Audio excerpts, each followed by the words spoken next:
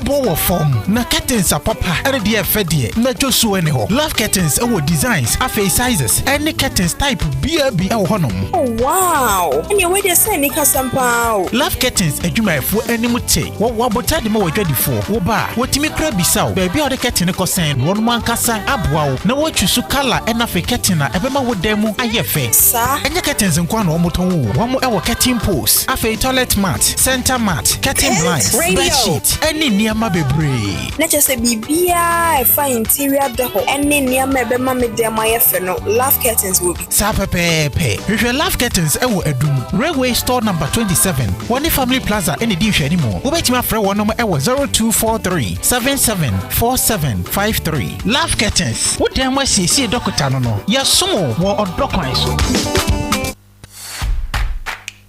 Oh yes, Ghana hadie. Ebani company of Boden Sumani Yefene Chapa, a Procoat roofing. A bit to say shingles, Euro tiles, a losing clothespan, self-lock, IBR, IDT, and ya papa de Boden Sua, and no be steel trusses, yes, floor and wall tiles, burglar proof, screechy doors, any windows, Ninani will be, and Yanon Kwao, electrical, metal, and the glass fabrications. Ebani boho drilling, yeah, number 1. The here is over to 65% to 80 down. Ya niema penny in our sabakabi. Ya ma bosome de kwa bosome miensa amo tua de aka no. Ya wobosoma mi shelter funda. Wobetumi ne yen ahye susu ase. Da biara anana watwe na watwe no. Ye beboaboa wo sika no ano. Kopem se ebeba ano a, ye behye edan bono ase. Na discounter edaso no nso de eye soronko kra. Fre 0249 903454 and answer 0508 733205. Procode, your number one stop company for quality and affordability. Radio. Procode, Bossumami. Your friend your Kofi Adarkwah Nyametease. Minimia. Kofi kwachi esiedu akwapem de se kronkron. Yesu Nsempa hodro ye de brem friend Anopa Nsempa mu. Ekopem nondu edroda kutifia de bia. Ewo dwumedi a yato din Anopa Nsempa wo Pent Radio 100.1. You ye de Nsempa pi na enam epaebo ni wo sori enkranhye afutusem apomudin sem kwedie ni sikasem abakosem ni nsempia ema akomato yam di mputu ni enkoso ba na ye de besom anopa biara fi no nsia empa mu kosi no du. So pensa petie dia ene etie Anopa Nsempa ewo Pent Radio 100.1 MHz. Anopa Nsempa ye de Nsempa nam.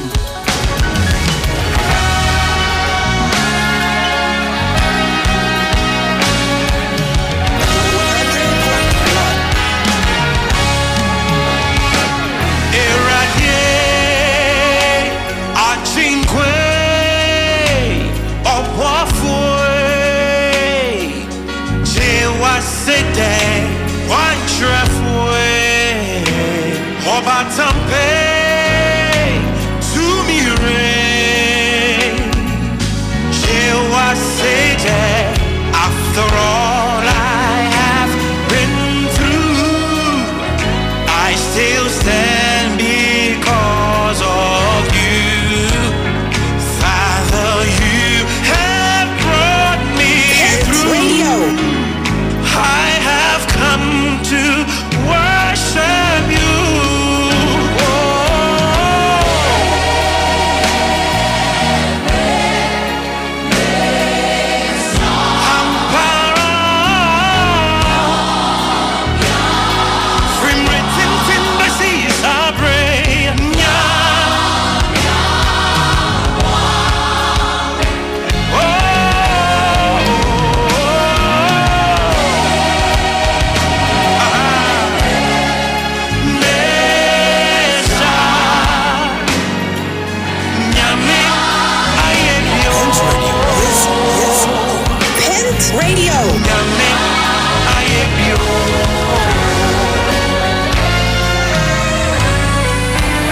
Kwasem Ebereza Nyankropon Wayebi Arope ni awama ya hoden foforo na watwe wie ya kwani abadie nyina ekukruhwa asie nyina ye kukru na ye hwe asem na ye soro na ye prapra ho na ye ko ni nyina mu no ahwe nkra so aboye ho ban wasanso de ewura na watwe foforo mu Osome July ne de tosu dum yensa mu na domfo no de ewura yi na ye gidi so Sadia da. Osho yan so boy and cry ho ban empo wo yan yade ne amane emu nyina no.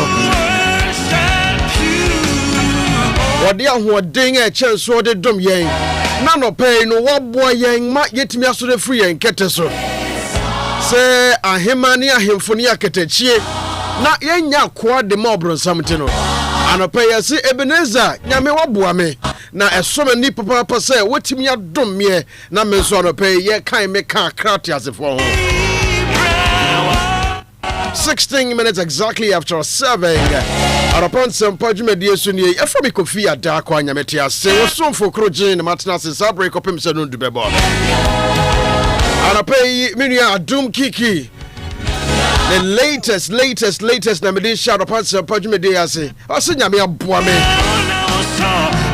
se nya awrade adum ne mu a kabenu miero nka ye se kra ne hwanya nanso ne dum edo so nti no aw ene hwede awrade ayayen o dum ye waboa yen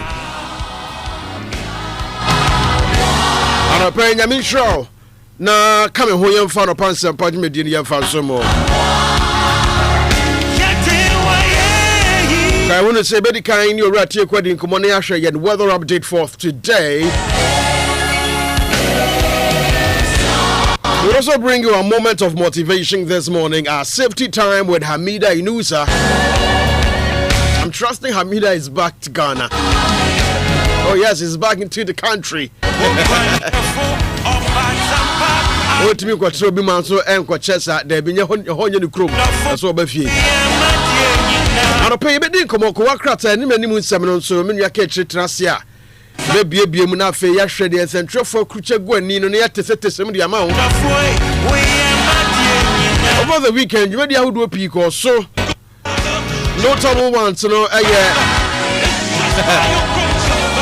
the constituency elections course so wa manukwa MPP mu no enya no kwa afenso National Day of Cleaning. One other very important event, of course, we Ghana Hanim's here, and the air trend in a baby a month for you now, to say yes. I saw Pentecost, you was the National Development Conference, NADEC. That's all participation of highly astute politicians, people of royalty. Because after all, people from the academia, the clergy, I still stand. And then you, yes, you. I also quote Medina Sebiene. We'll bring you up to speed on those issues that happened at the National Development Conference. And Anopa will be blessed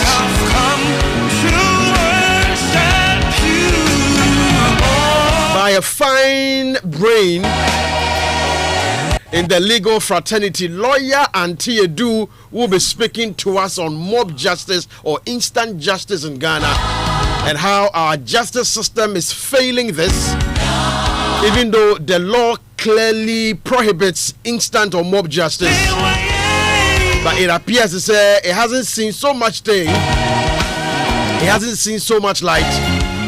And are still lingering. People are taking advantage of the failure in our justice system, the incoherence in our justice system, which is making this happen. And so we'll have this conversation: mob justice, instant justice in Ghana. How can we curtail that? We need cultural education and we need legal education too as well. Lawyer Auntie Edu will bring us all the details we need.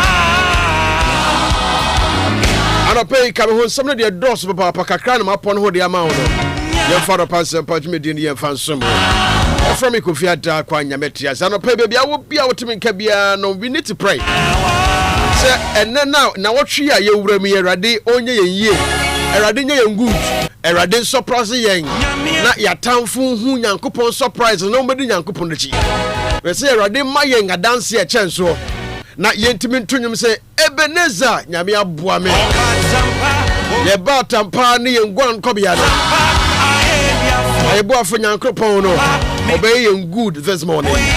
Anopa, welcome to the show and let us pray this morning.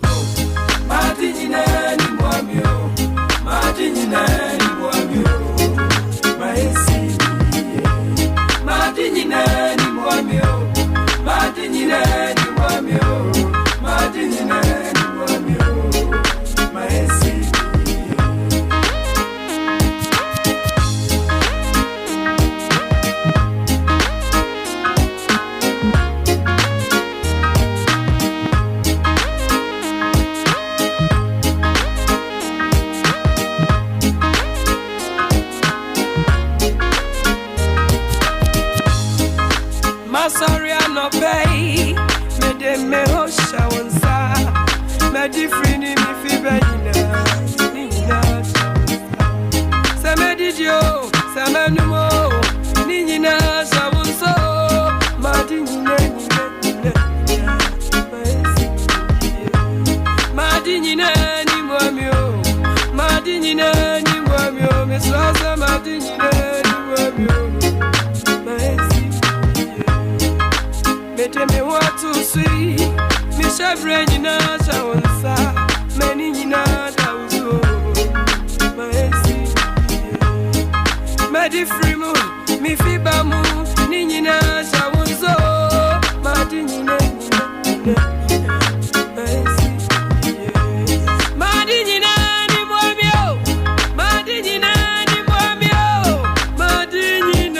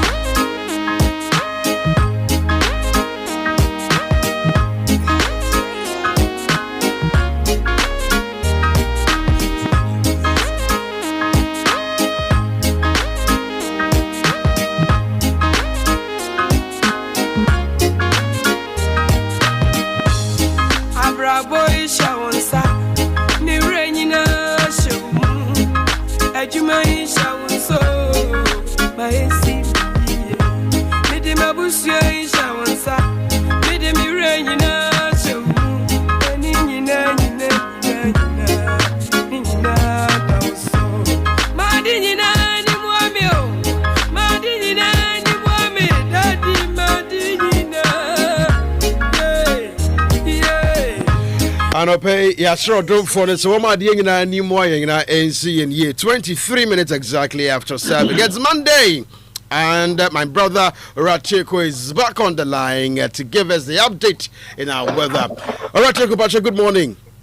Good morning. Hey Pacho, now we'll pump to saying, how was your weekend? Pacho, I'm not more yet. Pacho, Radia Domia, who ya papa, in the Radiasi, and a Pesi Atawonka. Ratiko, you run out from 13th July 2026. Pacho, now everyone's met to saying. Mandalfu, the man of the BBC voice. Nature at your phone in Nayafi. And let how much you say in Suno, I shall see how much here. What we go now, on way. Obeko so gugu na wada gugu na wada ya kopim eme bai. Nti anye kuma senku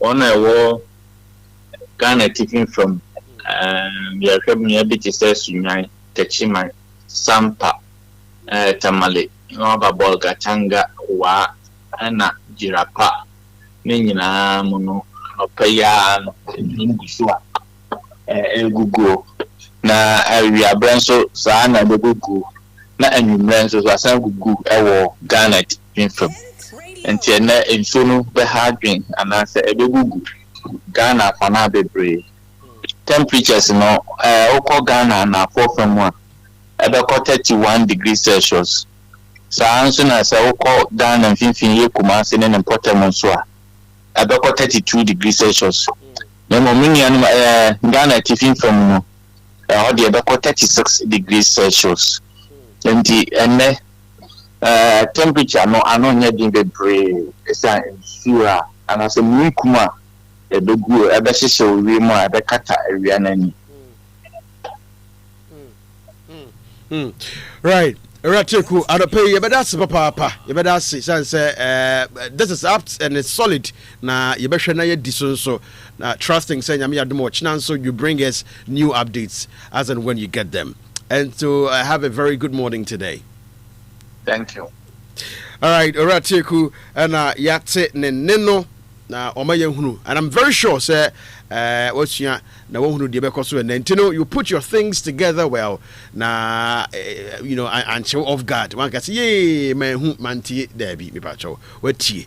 And make sure so you put things right. Na etimi abwa papa. Right. 26 after 7. Ancha yebeko na yene Yenia Hamida Inusa Ako Tretre and Komoka Krania She a safety time. Nano, Womaya She child health and safety. Ya mufra kitowa pomodine ene here say ye pa ewo ye mufra ye ho na what twe mu no na ye hwe biribi efa ye environment ene said ye be ya ye monte ye teso ye mbonu ye teso no ye betimi abo ye ho ban ye free nyarewa ene how titru ebra ensu yiri ene ensu to anase ensu tototo na yiri fa ye no kwan be be fa so betimi ahwe na ye toto ye niema yie na ankofo how boni bia ne amfa mreye anopei ye de ne asi emofra no so wona pomodire ene eye won bambo ene wona hwe yie ehon komo na anopei ye de be bro in a bit. But this morning, I want to give you some 3 keys. Ebetimi abo ma wo wani age awa brabom. But let me remind you, say, we are Christoni. Na wo twe twam no wan hu so.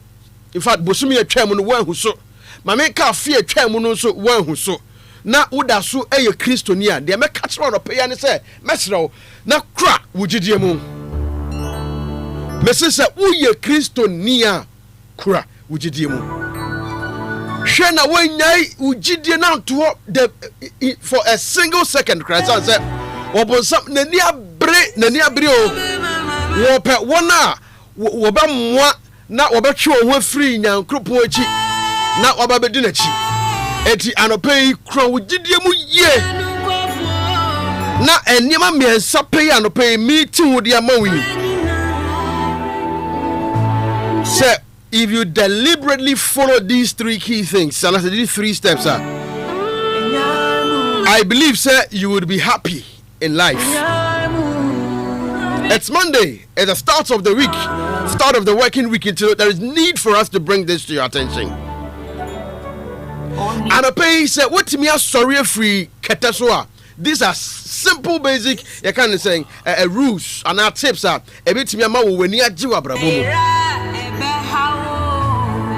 Oh, sorry, I don't pay. What was our bottom? Watch your bank account. Oh, sure, it's a kind of demo. Oh, because I was a singer. 8 people for 10 hours. I pay Upia Montiana. I'll check in. Umitano. I saw red nebula di co.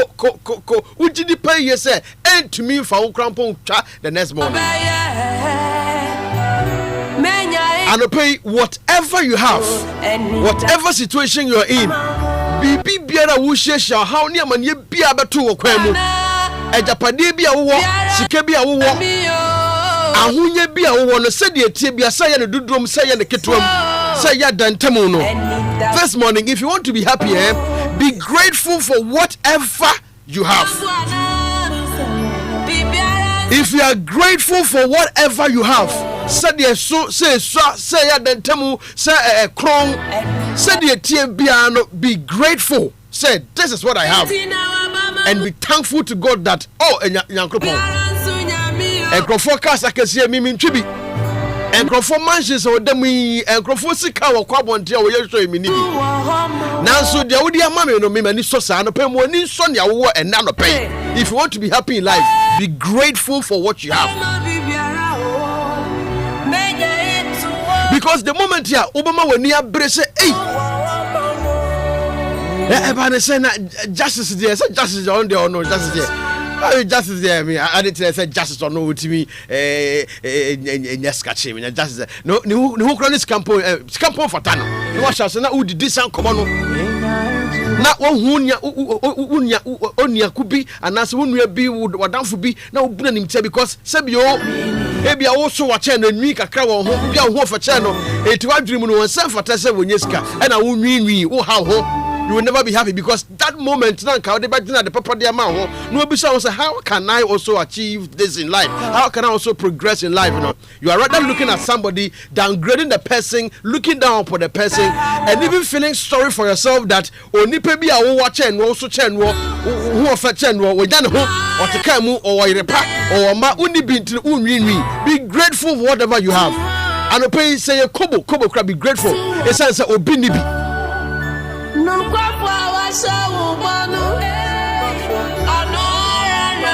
But rule number 1, if you want to be happy in life, now unko to pressure and farm won't cause stress or unnecessary pressure and farm will be grateful for whatever you have. And in prayer and supplication, let your thanksgiving be known to God. Because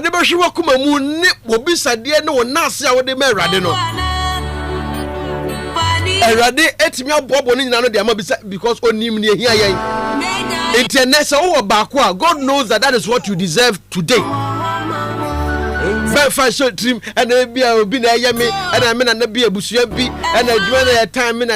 what you have at this moment is what God wants you to have. God can give you more. But you see, because you're not even grateful for it. How much more say you will still want more. It is okay to want more. But what you have at this moment, be grateful to God for that. Rule number 1.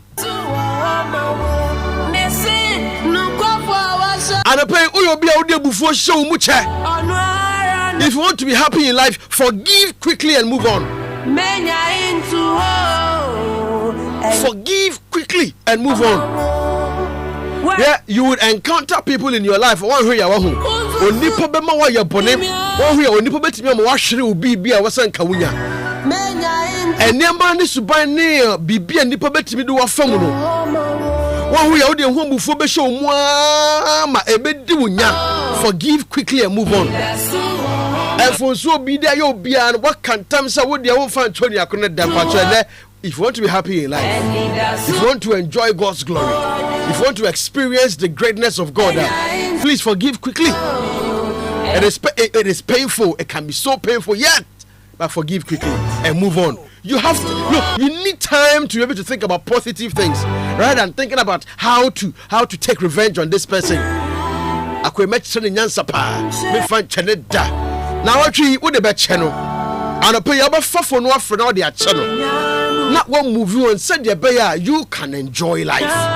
Life is good when you have a peaceful mind and not when you're always plotting against the other. Yeah, one more I say one more for holding, but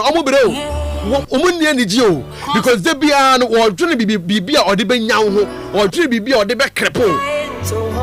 But when I'm more free, assume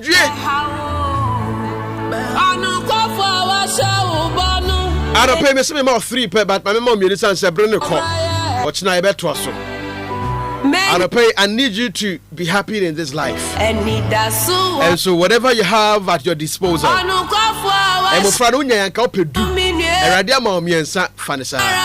be grateful for it. But you can go to God in prayer and in thanksgiving. Maybe at this moment I need to add 2 more, not the account. Now, unni the one, not the one who limtia, the one who said a somebody mawa. You may never get any more. But if you are grateful for whatever you have, you would have a peaceful and enjoyable life. And God will continue to shower blessings upon your life. 35 minutes exactly after 7. And I pay a deradiasi. Now, you cry a GDM, say, you per se, you need to have a bomutino. Yeah, the Crawford or the I be free one, that the betcha won't. Now you're crying, GDM and say, and it has so ever at my other pay court now, Yeniaba Hamida Inusa, safety officer on our safety time segment. Now, no pay yen share. We are looking at child health and safety. The need for us to ensure say our kids stay safe and also on my pomo dinin sem and who be here papa. Hamida, good morning. Good morning, Kofi Adarkwah. Nyame adom me ho ye papa panampa so won so e. Nyame adom me so me. Right. Na yemfasa kunya iso na yemma wo awoda papa e wo mu se memendai e na wudi wa awoda de na memendai ye ni adwuma muti yentimi ama a special one.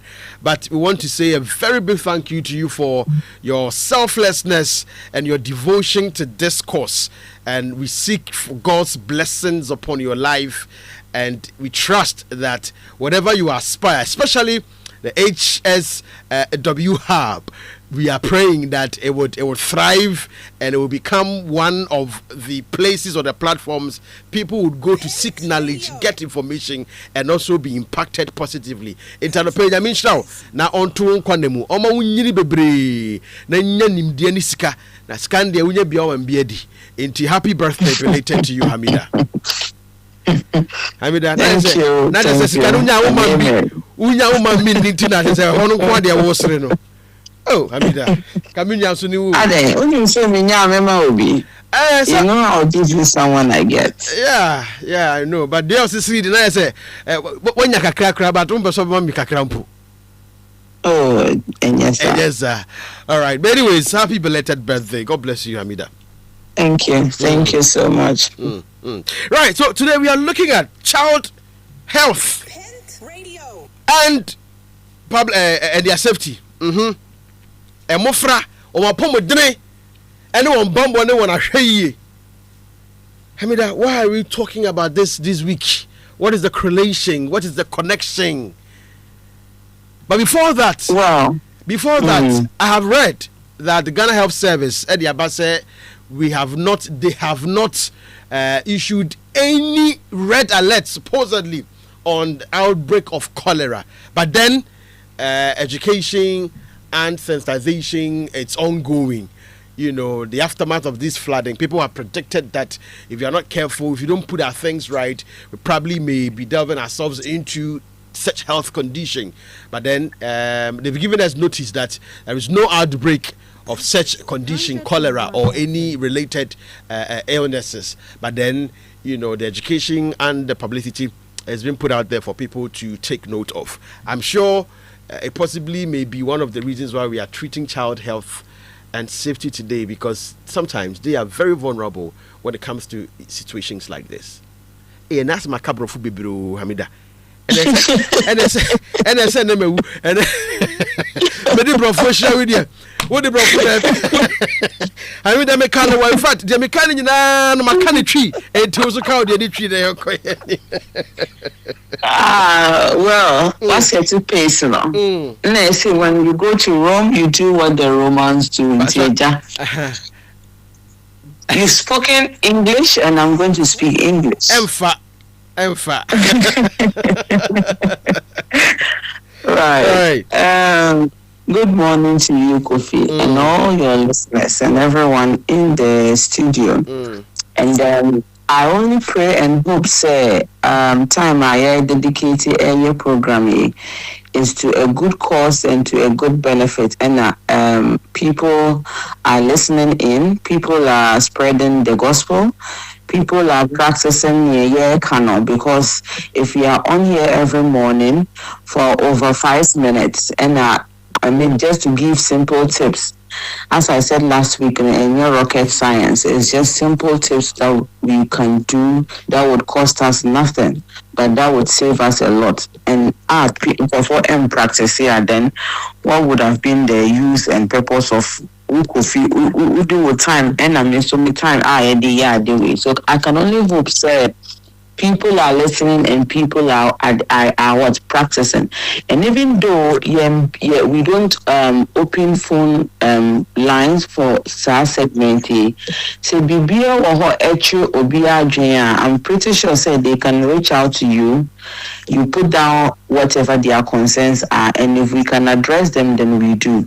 So that you're able to say at least people are listening, and that is a way of what getting feedback, say, and probably there are certain things they don't understand or actually or margin. So you kind of say exactly. So that we can address it. So we would love to hear from them. And then in any way, I'm going to reach out to you or the station with their concerns or issues or something or more understanding or even a myth. You can myth and fact some other time. Maybe we're going but it's not necessarily true. And so we can always address some issues like this. So that at least we know that people are listening. Sure. And again, Kofi, yeah, flood nearby, with a treaty, waterborne diseases flood and air carry. And this is because, yes, air carry and cholera air den baku, and you can malaria and so you can typhoid. But Ghana Health Service no say until say it should be as a red alert and as a public concern, no, then they would have reported several cases across the country. So even though it's a possible issue, say you betting cholera outbreak because of flooding, no, and and I say 1 or 2 people cry at hospital for cholera and interest say on Mumbai issue a red alert. But then again, as you said, no, it doesn't mean say education and sensitization cannot go on. So there's uncrophobable or mobile so that we don't get to even to the point say you be issuing red alert. And as you rightly put it, no, you the vulnerable group that which are pregnant women, which are the aged, and which are what children. And I believe, say, over the weeks, and since yesterday, topics I are discussing now centered mostly on the adults, men, women, and even pregnant women. But we haven't specifically spoken about Unkwala.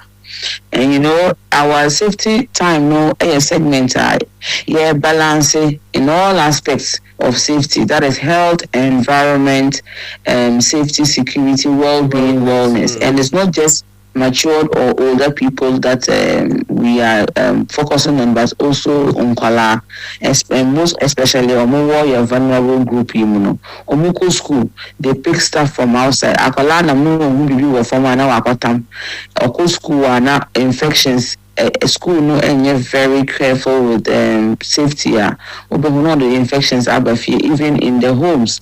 Akwala will free time. They go around picking all sorts of things. And just as you said, today too, I think we have spoken at length on issues that concerns adults, and this week we should focus on the children, because as we always say, the children are our future generation. Exactly. So the home or even the school is where Nkwala is spending most of our time on. And also a baby injuries injuries are prevented. And as I said, Nkwala are naturally curious. Sometimes we have sockets, electrical sockets, no person for the being holes no more, and she said, and now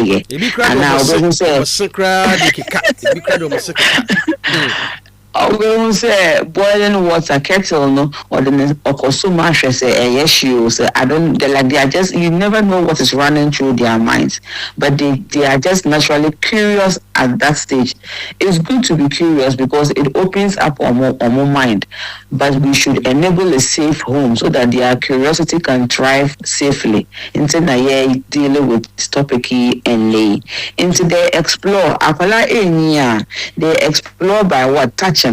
Almost so they touch, they taste, they climb, they play, and they do all these things often without understanding the dangers that are involved in these things. And sometimes until ebe happen, nimse adi ame kwa ebe prame anase ebe hame.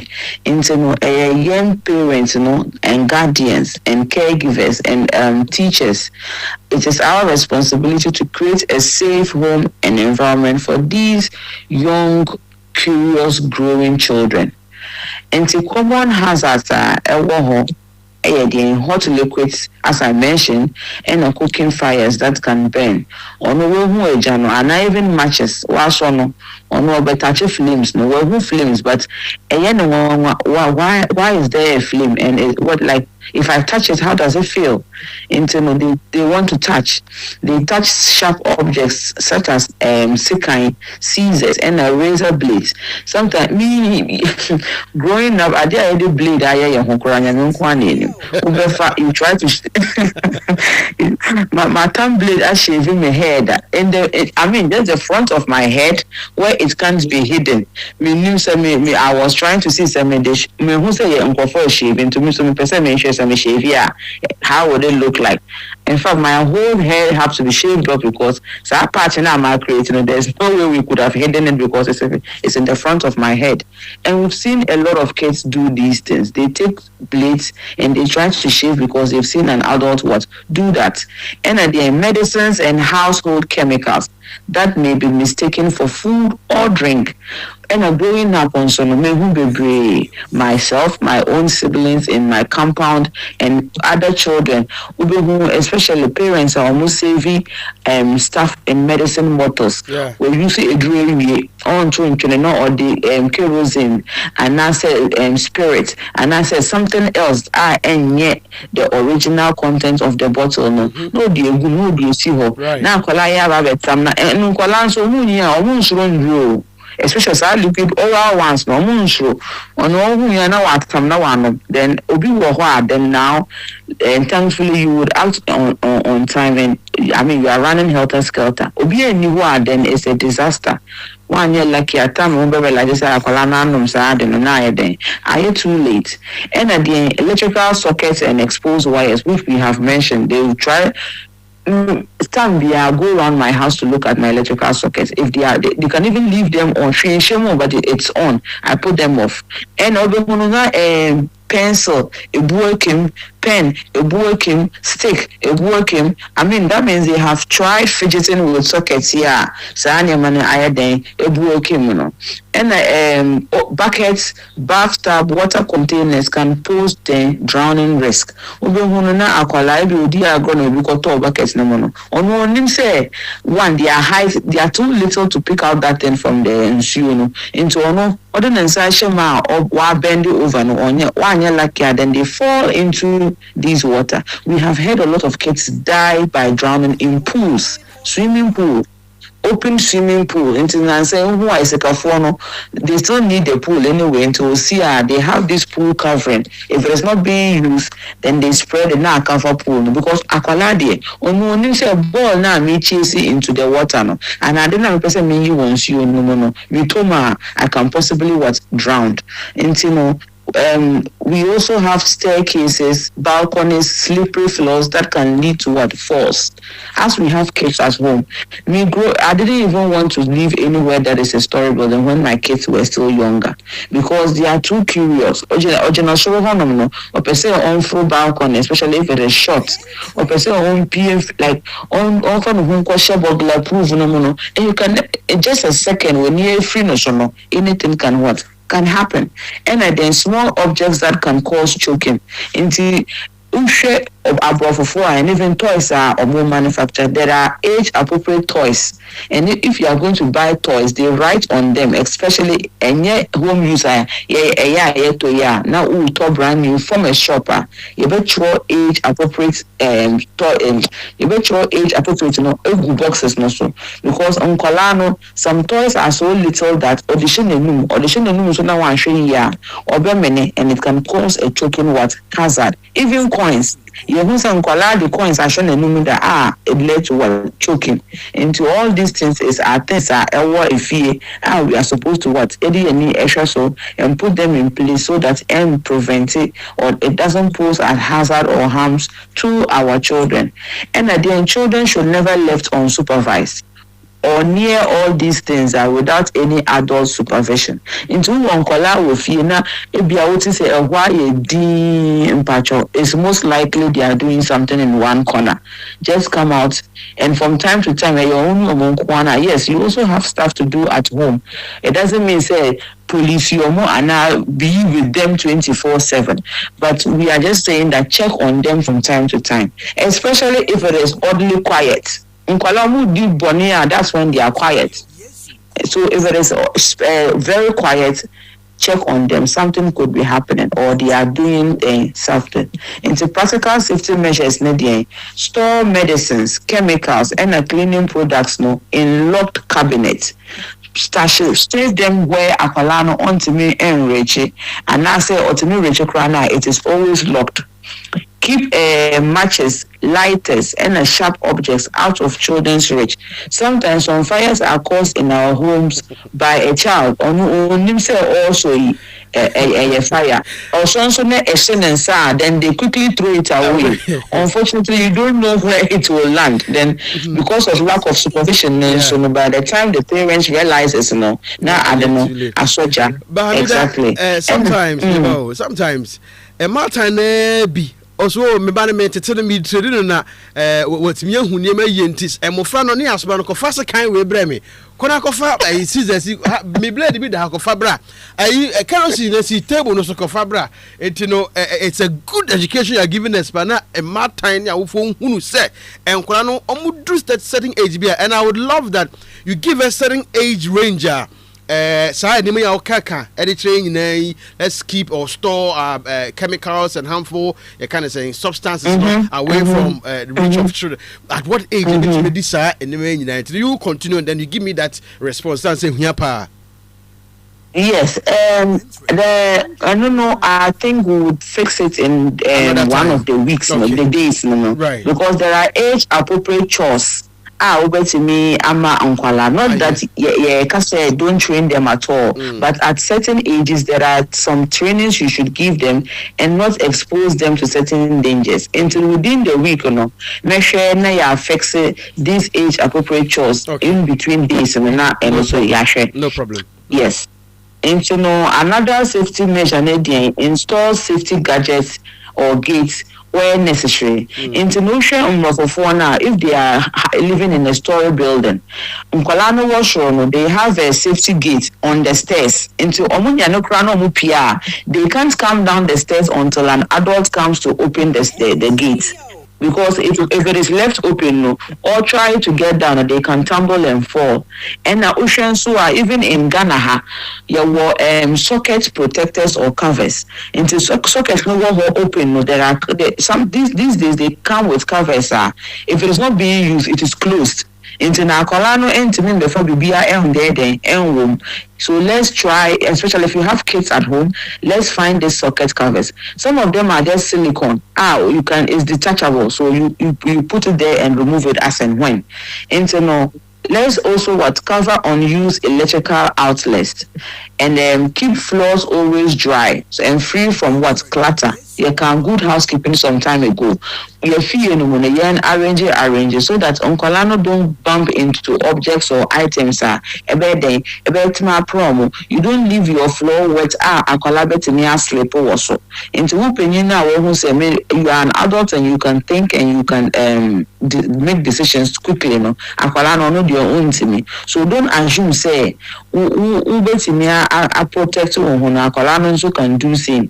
You are leaving the hazard exposed to the child, and at the end teach children basic home safety rules from an early age. And as we mentioned, there are age appropriate chores and age appropriate instructions. So as they grow at every age, you can teach them certain things which we will deal with within the week.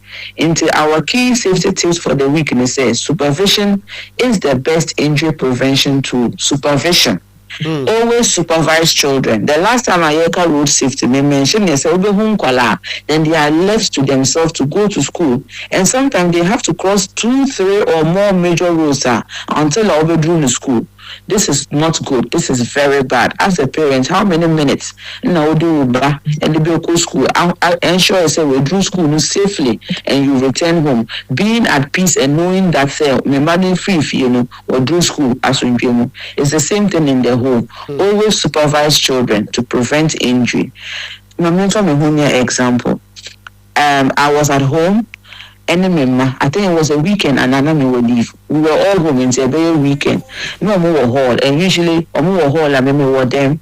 And from time to time I come out into nothing say me lunch in my bread and I'm saying I'm call them and kakra. Send me names me da 5 minutes umpo. Me say ye kikemu wo hall. Me dwane pie ya Kofi. Me middle child Obama ono na so den no.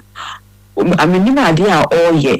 Glass showcase SC hall books and in your room.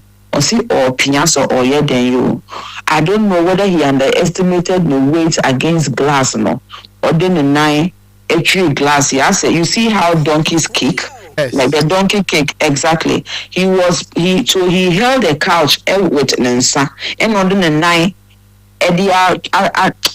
I prop it up against Sa showcase. No, then the sister Eda Akonyano so no Opia Akonyano according to my story. And the sister asked that Opia Akonyano back to where it was. And so no ordinary 9 prop it against wardrobe no and a cupboard no. Then get the momentum to push the couch back. Oh yes, and the glass no, it just shattered and landed on his feet. Cut no was so deep that it tore his tendons. Like the tendons in tree. The wound was so deep that the cut was exposed. You could see the third one, teared one, a white hangy ho. Namoja. I rushed out and it was just some minutes I went into the room. I ran out and it's not because of health and safety and I'm a basic first aid. I had to stop the bleeding first, then rushed him to the hospital. They are very curious, very, very, especially as I'm a second child. But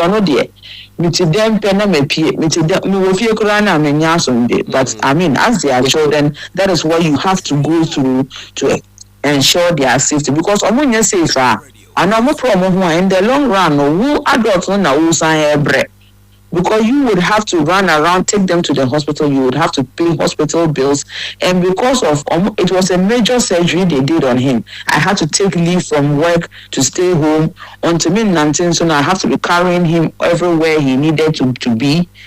So it took a toll on me, adults and non. So if we leave them unsupervised, it's not just them getting hit. It also us taking our time, taking our energy, our finances, and even depending on the level of hurt or injury, taking an emotional and mental drain on us. Let's keep our children safe, and in the long run, we can also have peace of mind. If you know, say your home is child-proof, child-proof. If you are even going to adopt a child, they come and do these inspections. If your home is not child-proof, nobody is allowing a child into your home because they'll come and inspect if they are sharp objects, even tables. Your center tables are glass, sharp edges. When you know they are gadgets, ultimately brazy the 4 corners of table. But in this part of the world, we don't pay particular attention to these things, and you see children getting hurt every day, which could have been prevented. The purpose of this talk is to open our eyes to certain things we didn't even know, and answer we were just ignorant to, so that we will start practicing. Just as kids and they are human beings, it's the same to us. We are just different by color, but we are the same people. If they are protecting themselves and their children, why can't we do that? So today's takeaway and say a safe home allows children to grow, learn, and play without unnecessary risks omu di agofo na you and Kasani, you are at peace because you know your home is safe, your home is child proof and can ensure the safety of your child or any other child that comes to your house to play. Into Kofi ene ni woma atiefo no.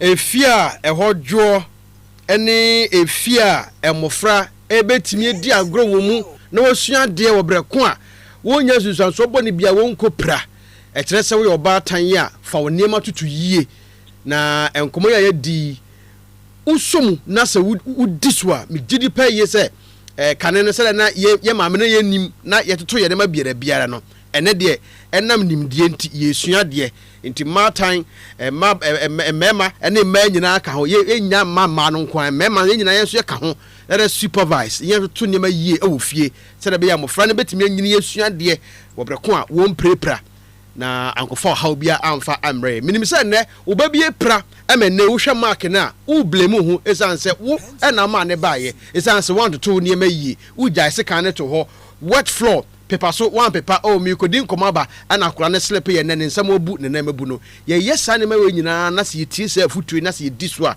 ebe boayen na ye mofo na timi agyini yie no ma gyina yie na yen so ye ho atimi ahan yen amida no pay thanks for the sermon so sweet erade nshira na yen sanso e biem nyame. And with today's topic I'm very certain say yes of a lot of parents relate to what we have just said today. A lot of kids have been injured one way or the other through Nemaya I mentioning. And as you said, no, yen shana yanfa yenema and to prevent future injuries or harm. Thank you so much, my dear sister Hamida. God bless you so much. Thank you, my dear brother Kofi. For today, Paul, we are brothers and sisters today, Paul. From tomorrow, we are not. Hamida Yunusa is my closest friend, and aside educating and also publicizing these things, we share very common humor sometimes, and so actually for Mofa and it is part of the game, just to keep the vibe going, so that every time we can bring you something very interesting and educative as well. 3 minutes exactly, in fact, a minute after 8 o'clock. Anopa Nsempa dwuma die eso enie mamisima na men twa me home this year me bape benua Ketre bedu hanim se sanso na menua ba Adwoa Patricia Siao apenting nhira e wo hanim se yebebo wuram ene yebehwe mob justice, instant justice, anyhow it affects us the way yehu said there is a loophole in our justice system entino ama ene omanfo pina de wankasa tumi hye wonsem na nkrofo a wedi won bone se ba wia won biribi so aye won biribi no na omankasa fatrom ho so na oma take action na say revenge on them ede na embra no eka ede fa mob justice na say instant justice we'll look at that, and we'll also get closer to lawyer Antiedu, to walk us through what the law says, what we can do to ensure say mob justice ebe limitino ana say ye be ye free akwan mu kra e satie nyina anya pede na nso so yetimi tiso a ebe boan. I've chanced upon a video lady bi ni mo du pan say oyobolo na wakofa biribi a kyerɛ sɛ yache no na wo hwɛ lady ne dimina ene asotro ba kumiense bi a esu ewo lady na sum ni nani so ni ade na wo pa kyerɛ sɛ momfa me police station no atwemadwe asi biribi so erenti no yendi bedi saa nkomo no later today na yetimi de ho nsɛm no so de abro me twa me ho abasisi a na yatro so na say na menua Hamida Ekano, we need feedback and I mean she struggles at night, creates topics, we discuss them na ye about radio so ni abechire enti ye hear feedback matai janom ne nanom mabunu asuafo amusua biribi no, give us feedback nyame adoma we figure out something, bring a contact out there na o asem se bia na se wo adwenkyire bia wo de afasa number no so e de amayen na yetimi de aye adwuma san se ebeboa enkese pa. And if you are monitoring too, so wo tie so let us know. Feedback and boy my arrangement say what we are doing, you guys are accepting it and you are practicing it. It's answered no who say we are making impact. Let's get the feedback from you. sooner I would announce the number that you can send your concerns, your concerns, yes, your questions, your suggestions, and then what have you, and wherever you are monitoring or listening from, that one too, you let us know about it. And it's important. I'll bring the number out later, and then we can have a good discussion around it. I'll be right back after this break. Hey, Ahmed Love Services. On my muhadie. Ye can be a ye apomdin shemu. Manu sipi padie. Ahmed Love Services da musron kokra. Enfidie nie. Wo wonfidie ahodwa. Wode ye hwehwemu bi te se DNA test. Ema wo hu abofra o hye ye funumu no neja. Medical lab, ECG, ultrasound, X-ray, HIV, hypertension, typhoid, hepatitis B and C, diabetes, cancer. Any yarewa ahodwo bebre. Na radio. Efa test scan, thyroid scan, pregnancy scanner, war scanner shabo frano, baby or da, so the ye, wo ye mienu, bako, every da chrono, ekosi sa de bewo. Ah, adasa pekasa, na ECG so de, apobirihwemu, obamu se nie. Papa, ECG no, eya electrocardiogram, efidia ye de hwehwe nipa, wakoma. Hey, electrofabiogama, chira me nko ho. Hey, Papa, one machi kwan wo Kumasi ofori krom traffic lights, opposite STC, workshop yard muho. Wo be frɛ won e wo 0541 143168 and I say 0244 964922 saso ena wo eye mensia zongo gate won mo a.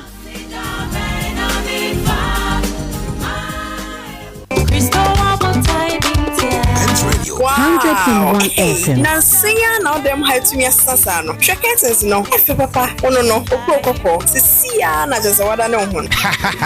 And now see na and come love curtains. One when you mabo form. Na curtains are papa. And the fedie. Na josu anyhow. Love curtains our designs, afe sizes, and the curtains type BB our honum. Oh wow. And you wait they say nika sampa. Love curtains ejuma fu animute. What bota de mo we ready for. Wo ba. Wotimi kra bisao. Baby or the curtain ko sen. One man kasa abwa. Na wo chusu color and afe curtain na ebema wo demu ayefe. Sa. Enya curtains nkwa na omoton wo. Wamo ewo curtain post. Afe toilet mat, center mat, curtain blinds, bed sheet, any niama bebre. Na just say bibia fa interior deco. Any niama ebema me dem ayefe no. Love curtains radio. Sa pepe. We love curtains ewo edum. Railway store number 27. One family plaza any di hwe animo. Wo betima frɛ wo number ewo 0243 774753. Love curtains. Wo dem wa siesie dokota no no. Ya sumo wo odokwan so.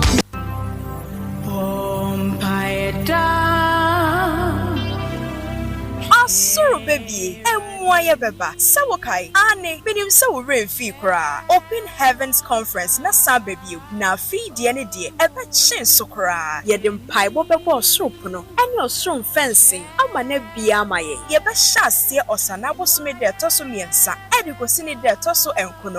Radio, yes you 9 August. Eye dadwoada. Edi kosi ada. Time ni ya no pa bia no nsia kokosi no wochi. Enwumren so eye no no mu pemu. Edikosi no wochi nemom kai na hyane so se fiada nwumre ye be hia no num edikosi no ndu ewa Asokwa Makion Worship Center Asokwa Kumasi etiasem unleashed for greater works ye bebo mpaye ednam ye apua kwakwa ye de osuma ye najuma akasafo wodwumadi yase eya Apostle Peter Kofi Jameke area head ewa Asokwa osanso ya Ashanti RCC coordinator Apostle David Ezi Davidson area head ewa Seshiyoso Pastor Dr. Kofi Adarkwah Nyametease Amekom District Pastor Elder Seth Yaupiasa Leader El Bethel Prayer Center Ho and Pastor John Nyakwachiri Resident Minister Ewo Makion Worship Center Awo Yejumedie Ho Chiame Oneni executive members Anyom to floor watu nsafre womo Eye Kwaku Jesi Mrs. Juliet Entry Amwa Sister Abigail Amwako Brother Stanley Ofusuhine and a Fountain of Life Choir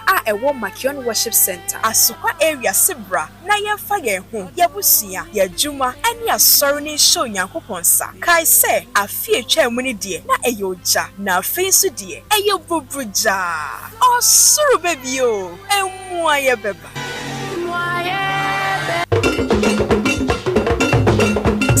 for National Culture, Ashanti Region, Anyamfinchia Drosunu, 75 years, a Diamond Jubilee. Hooray! ye yade da nyanko pase na yade ada amamre ne amane eso edi enti atifi nsem yɛde mfinsia duosunum ada amamre padi ye kura de atwamu no na ya madache no so 75 years of culture excellence preserving the past empowering the future enti beka ye ho na ye nimom ye mfinsia duosunum afigida ye mu na ye ye wotumfo say to the second arts and craft exhibition 2026 ye bashase every June aye homo bosome da etoso aduonu nkron ekosi August osana bosome da etoso aduonu nwoche Debia ye shase every Anopa Nsempa kopem anwumre no nsia enti for dwaton de bia eye Ghana fade bra na bede na di say ye kente batakari radio agende ahene duku NP bibia bekoso e wo Kumasi Center for National Culture wo hia nkyerɛkyerɛmu bia fra 0247 441122 and 0242 14 0653 media partners Pent TV and Radio Mikaf TV GCR Akoma FM and Royal TV CNC at 75 Amamre Fie at 75.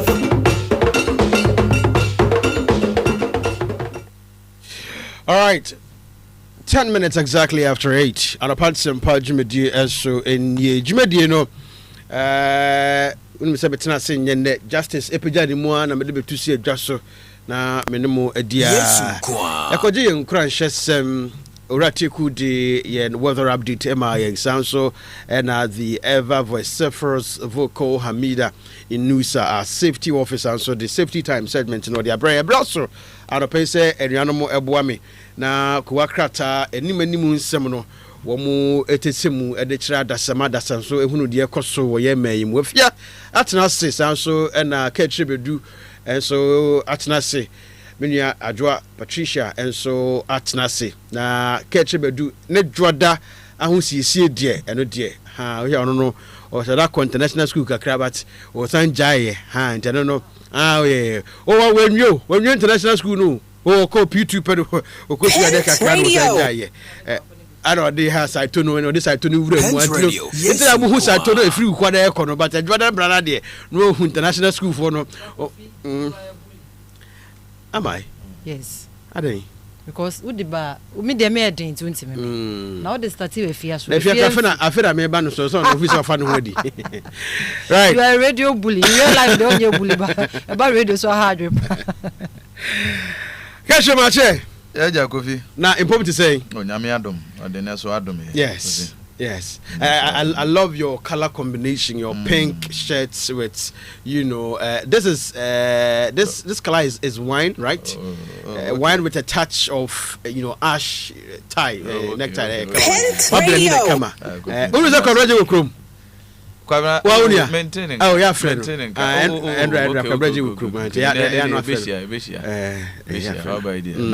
yeah.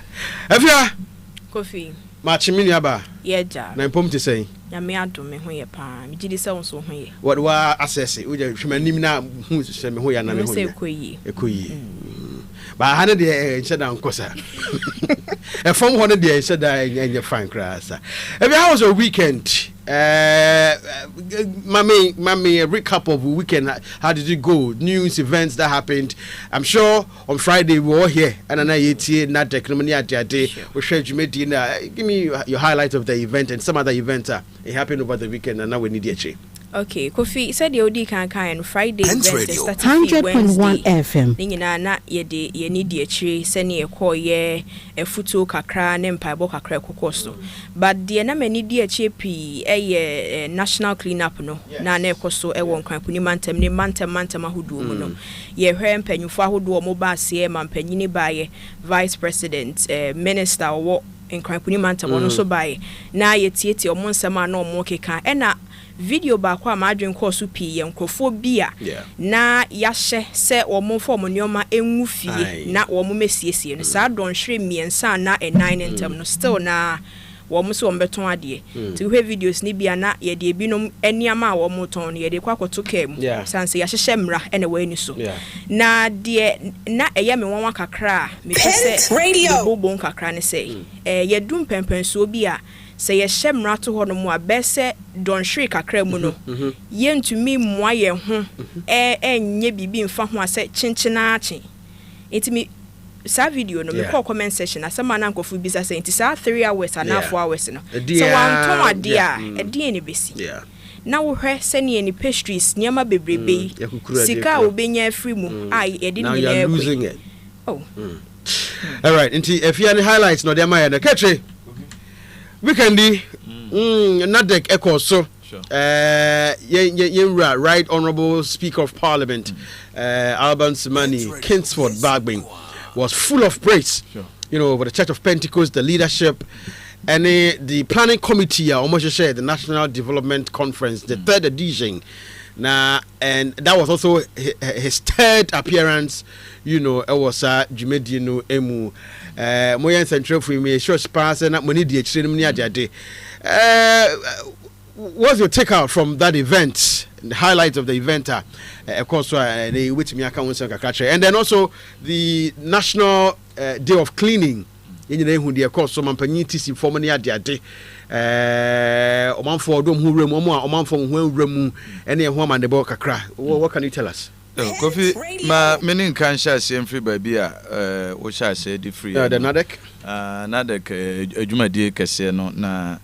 Asafo no yebeka say yen na ye dia enti no se kase bia o kobo abaso a na ekwakwese bia external person but in all no empanyimfo ani so ye na nyame ase se wodi ani so adi hunu kase bi se ye ma ye empanyimfo led by own chairman Jama Apostle Dr. Kofi Nyametease ne mpamfo ye IMD General Secretary ne various apostles prophets nyame na monso na jumason kase sei so ho da ya etime ede bae wo hwe de panyimfo ahodo e koye omunyina India congratulatory or one way the other wo mabaso bo ensem a wo mode ema yenumu no na omobo church of Pentecost afo no abaso nyese bia ye church says establishment nko a na mom kwan a mo so efa so a womo yen hyehyeye ahodo di gu akwama eboa wo manu puntu in all spheres of life.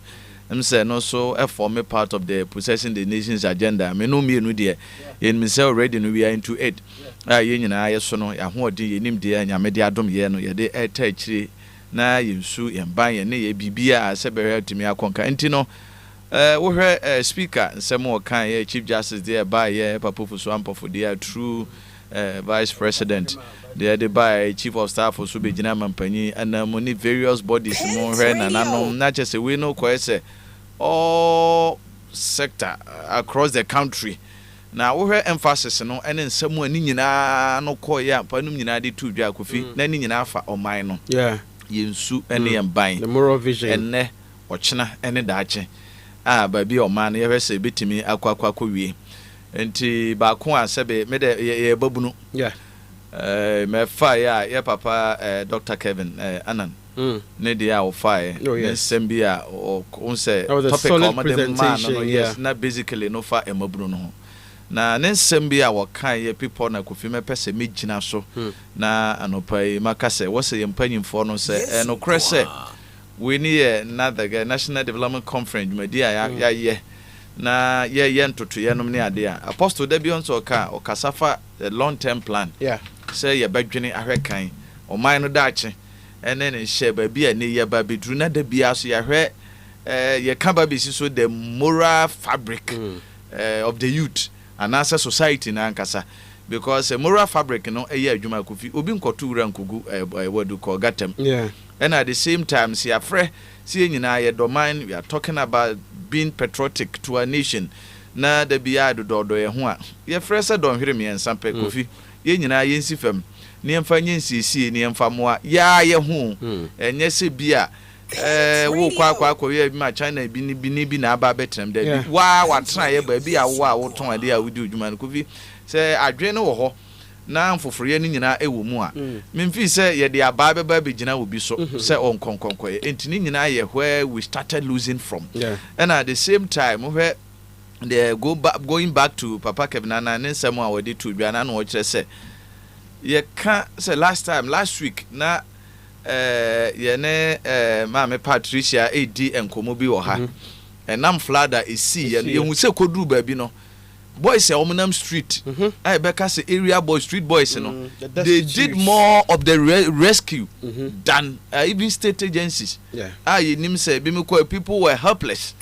They were in their uniform though omo ye omo fam there be dru ba bi o see tonsuo num kokoye rescue na kwakoye area boys na quote on quote ebia nim say omo there they are suffering that sense of rejection in those omo there say bi we yemfa wonye hwe eno you realize say Kofi one way the other since we bia nipa ya bona ye wo ade srunku bia nipa betimi aye de e de aboa eman no nti up cabin na no ka se o man no da ache no eni gold reserves no mu eni ye timber ye export aye de ko ameno ne natural resources that is at our disposal enom ne ade na wo na mom mabunu na eti suku no mu no mofra na ye de enkyerechire ema wo mu no yen sorry a mabunu no ewo mu no at the no time omo street is so unemployed na ma wo ni dwumadie ne saafo ni nyina no omo ne omo yi dachi focus and I 100% agree with Papa Kevin Anna Esten said Kofi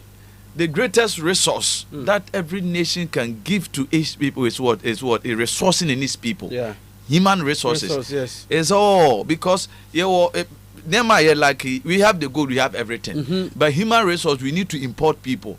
Especially say me too adeno MIA now mono afa about 80 to 90%. Inti there King Solomon, one of the popular quotes or can ya name there was woe unto any land when his slave become a king. One way or the other. No man can asase a wo ebabe ohimpon na o kan so nyese bi aho ntimi himba whereby a foreigner or external person where slave become a king enti ebasa no asa nipa no enema ahodo a ewo setimamfo anase adehye no edie nodode no ekokodi sa enipa no eho in that context na oka enu nti no say ya yebetimi abuild ya ho a now we need to build a human capacity and we can start it from the youth because omo na da achi ye de ehye won sam se bibia se o man enso bebo enso ndi a ekanya ya Kofi eyamabunu no and at the same time se enso be konkan a enso kanya eyamabunu no enti Kofi in a nutshell no I learned a lot various speeches ahodo ne niam ahodo e ba speaker backbend dia oka e de to so se sorry no drum pempen so anem adwumadi ahodo bi a Kofi ete se yesu nyina betimi asuasua afifiri ye ho na ye koye nim no yaboa omano enso enchechire enti Kofi it was a great year nga mebo mpa say anya hwe kura no ya na ye yearly but e bia nka periodic bia every 3 months every 6 months bia na ya hwe ye mpanyimfo no because adwene asibibi so because Kofi say nyame suro wo mu a fanyine bi ye bibi about ade na Kofi say it will bring the image of Ghana into disrepute. Kofi abadwene ho mienu ye corruption abadwene ho mienu the justices no say abetoto to na se a nyamesuro wo mu Kofi abadwene ho mienu eno na boa ma ma no so etini ekonka ketche nyamesuro papa Adwa over the weekend and same see here ye kan ye de nakosin kran ne ade so ya ye kuma se ya national all leaders summit no ekoso Osofo George Owusu right now we do mutintimai pa endra in fact Friday no ye ne Osofo NS Champon National Planning Committee chairman and no so to train komo kakra and enkrofo a omuko dwumedi na sibie no so no omutiti ho kakra e de etreyen. It was a wonderful session even though menya kwan entimi ankobidie but utie nkomo a ye ne National Planning Committee chairman no edidi ya na ade hu hia kese pa nti ye National Development Conference ya friend panifo no na mofra no so no ye de nimdie bi ene adwensatre bi ne foforo bi e de ewura wo mu e wo hono weekend no National Day of Cleaning, day 1, day 2. I understand so one penny was even complaining. The second day they said the turnout was very low and they be mekasa effort approach quite a fast way even in Kumasi they had challenges, you know, and the fact that they want to be seen on social media edwumano na chat wo na say but then obehwemu na ahode ede edwumano cramp no na enhyeda enye pepe pesa eti free National Oliver Summit no any you know the National Day of Cleaning na fi nadek no bibi kakra ka ho eka fa de fa ho na yenko yo Kofi ene na me hyase no anopa mechia osofo George Owusu nyame onhira no pa em say anopa me wi a mefre no ye din komo kakra mentimi amba program no say na usika yen no but I've been monitoring na minim de course kakra na me ne gofo kasa kakra nti no me hu de course. I think say one of the best programs are sebi asori no ya hihya asori na nwi mpanyifo nko ho aye dwen kwara no say ebedru ba bi no na mpanyifo ni wona yewura apostle Nyameche na oni ho biem ana wo kra no wa yemre nti hwan na be take over. So we need to prepare the youth for the future. Nti ni nyina ka nioma ye de boa ma youth no ya prepare our minds any our souls on be bia for the future. On be turning out positive Christians on be impacting the church and the world. Nti kama pa na ye ka no me boa osofo din no enye osofo pe apostle Jemeke menim say din menya ne right Kofi say Pastor Frank Mensa. Apostle Jemeke RCC coordinator and Asqua area head. Aye. Omo nyina boaye. Pastor Frank Mensa Tando oboaye. Reverend Prince Joshua Ofori omo nyina boaye. Kofi omo appreciation omo send dia mayen na me come on. Omo ni asodwuma omo di course ne pa na omo dankofo ase. Elder Albert Mensa ono so ye ne wodwuma di pa enche obete ne nka wa SHS Pentecost senior high school. He's a solid motivational speaker, very solid man.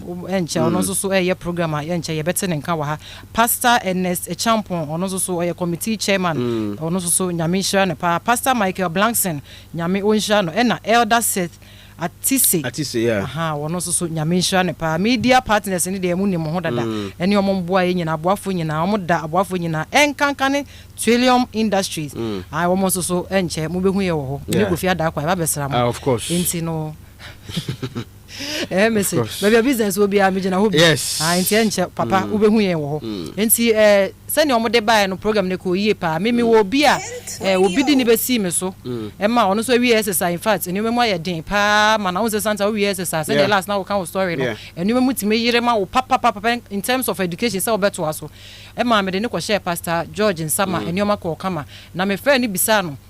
The first question me bisa no uko ye weniji or say neniji in fact or ye PWD or a person with disability nti na me I wanted na me person me ti na see from some perspective uko ye no weniji or say yes nkofo ye yiyimu or say madam ba kokura nsi wo ho eno ne ade a meniji wo ho pa because most of the time no especially the youth omudru sa stage na ya na yiyimu no doso ba oka kire me say in fact or ye one place awakwa in fact onye Pentecost ni ba or ye Christo ni okop method but o say one place oba ya na ni age na mfa wonya ye no wonya say o so ntimi nkan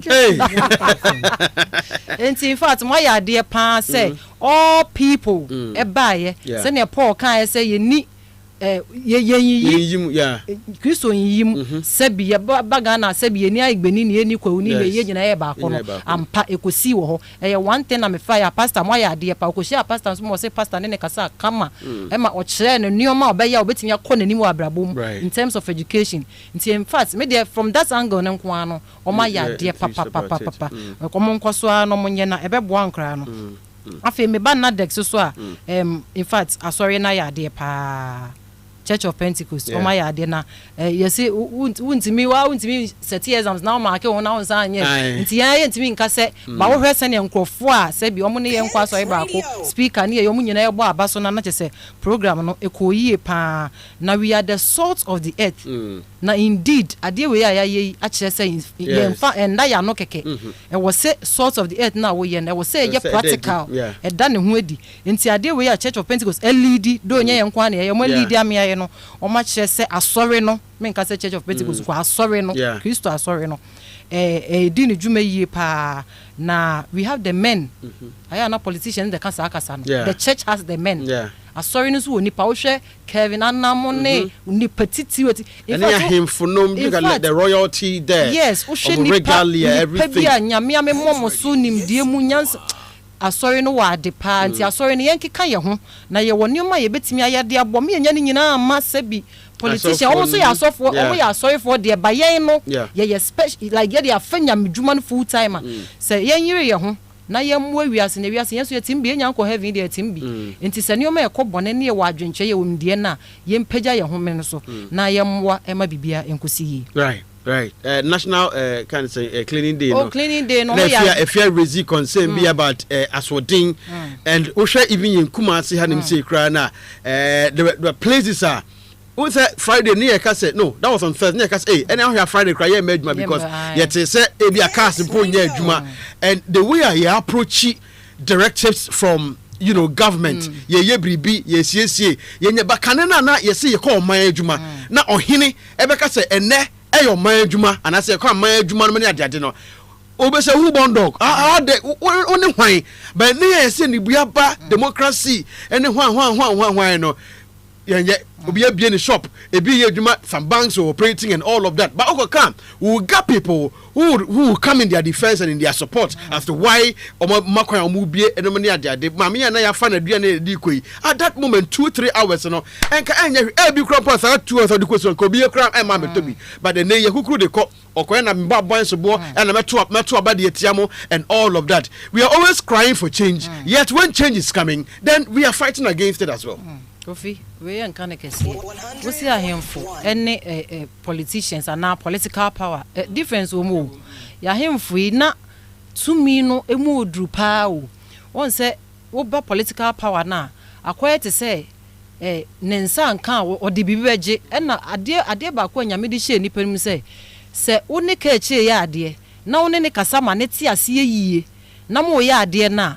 Ade ni koyie chen say wo de by force ana to me ebechechere no obeya de no but ode onyire no honye na yenji ntum so says si ayete ha patriotism in Ghanaians enti se first no eso ate papa enti se wo beye bibi se no wantimi enjinja that patriotic nature na ye losing na ekoye ukasa wo de wo beka wasem ba se na wo kan wo betwi nani me hwe video na Greater Accra Regional Minister Linda Madam Honorable Linda na chese wedru bank bi mrefi bank ne me pese me body me refi kra na wa friend manager na sebi o keka na dwen kire no na areho na maame no o chese ontimi nkasa o hwa wo za wo foma na wa ye na o se ye ne me clean mo nimu mamo na mo ntena office ni gidi sika na o keka na dwen kire se ma friend manager kra keka bi a kire ndada sa me ba wo nche enti na maame na ni abre pa enti in fact sometimes respect na maame no obi asebi wa ko school ewie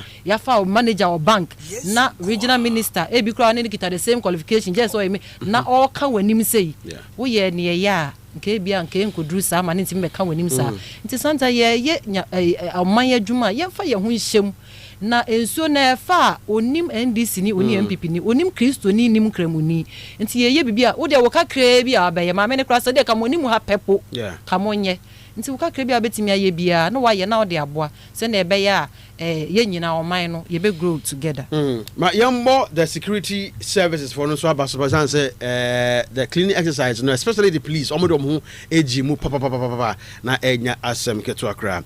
All right, Ebrano call 31 after 8 yefa ku akra ta no nsem yefa embra ye say over the weekend and so MPP amanyuku no constituency elections occur so there are some incidents at certain places internal elections I don't get it.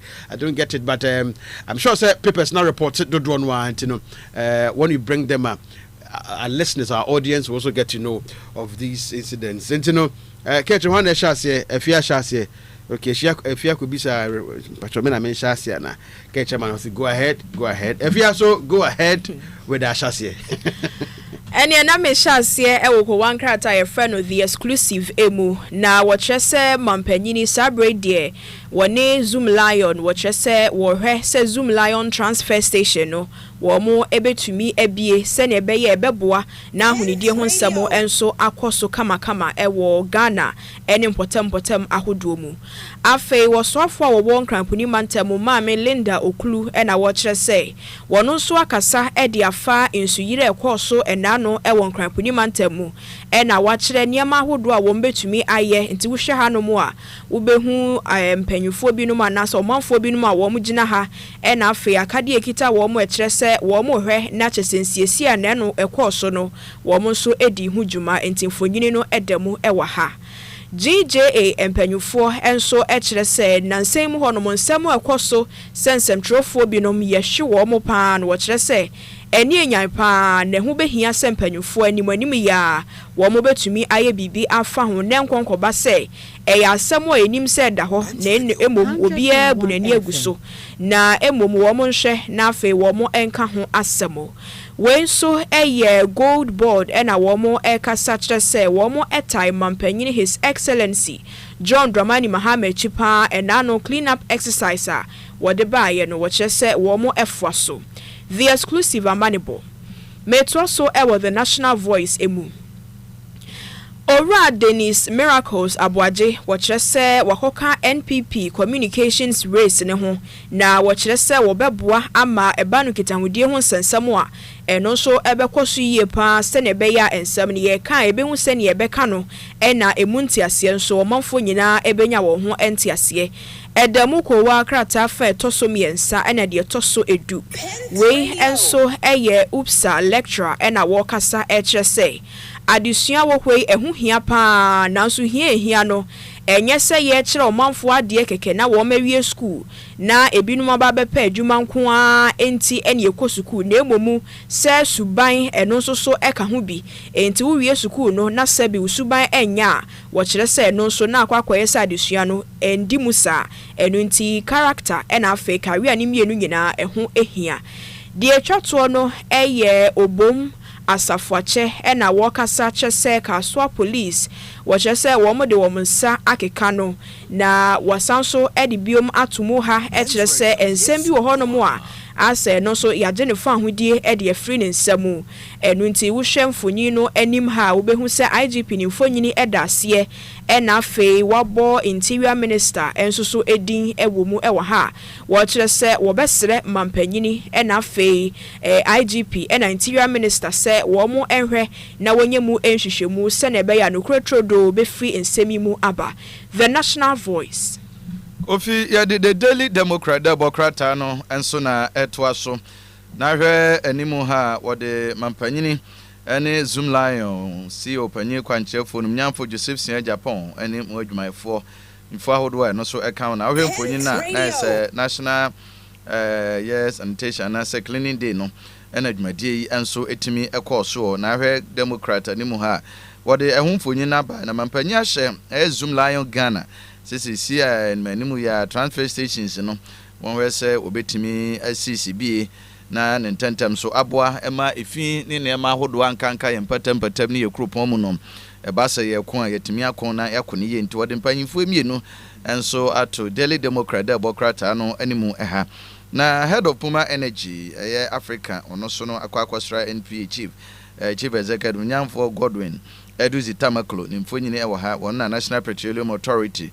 ono so eda no enti Puma Energy so won so di mfa anwo hu dwuma ne ade enti enei wakɔ won sraban mu akɔsra won wadi nkomo ahwɛ sɛde mfa anwo dwadi ntotoye no so no ebetumpon akɔ nanimu Daily Democrat na krata fa toso enai ho so no Azuma Resources ena ne Democrat ebo amane sɛ black voter say wo se waje ana say take over bi akwakobam ho no sensem one na nenam saa mframa mu a amanfo kan da bonkrata ni bi report to the Zuma Resources o ma take over black voter no black voter business no yenim se eho mfanwo na sis kokko yi bi eno so ho anti o2 saa resources no wo se saa ensem a ye ka no nya de se no kure bia wo tigana ni bi ate a womo enso entungu enti Democrat de Anopa ba ye na Buakwa South na chebedwane Kofi otese na watwi mu a wankasa ompatam ye se ho so chebi zongo ho na nya asem keto akora ne hohuru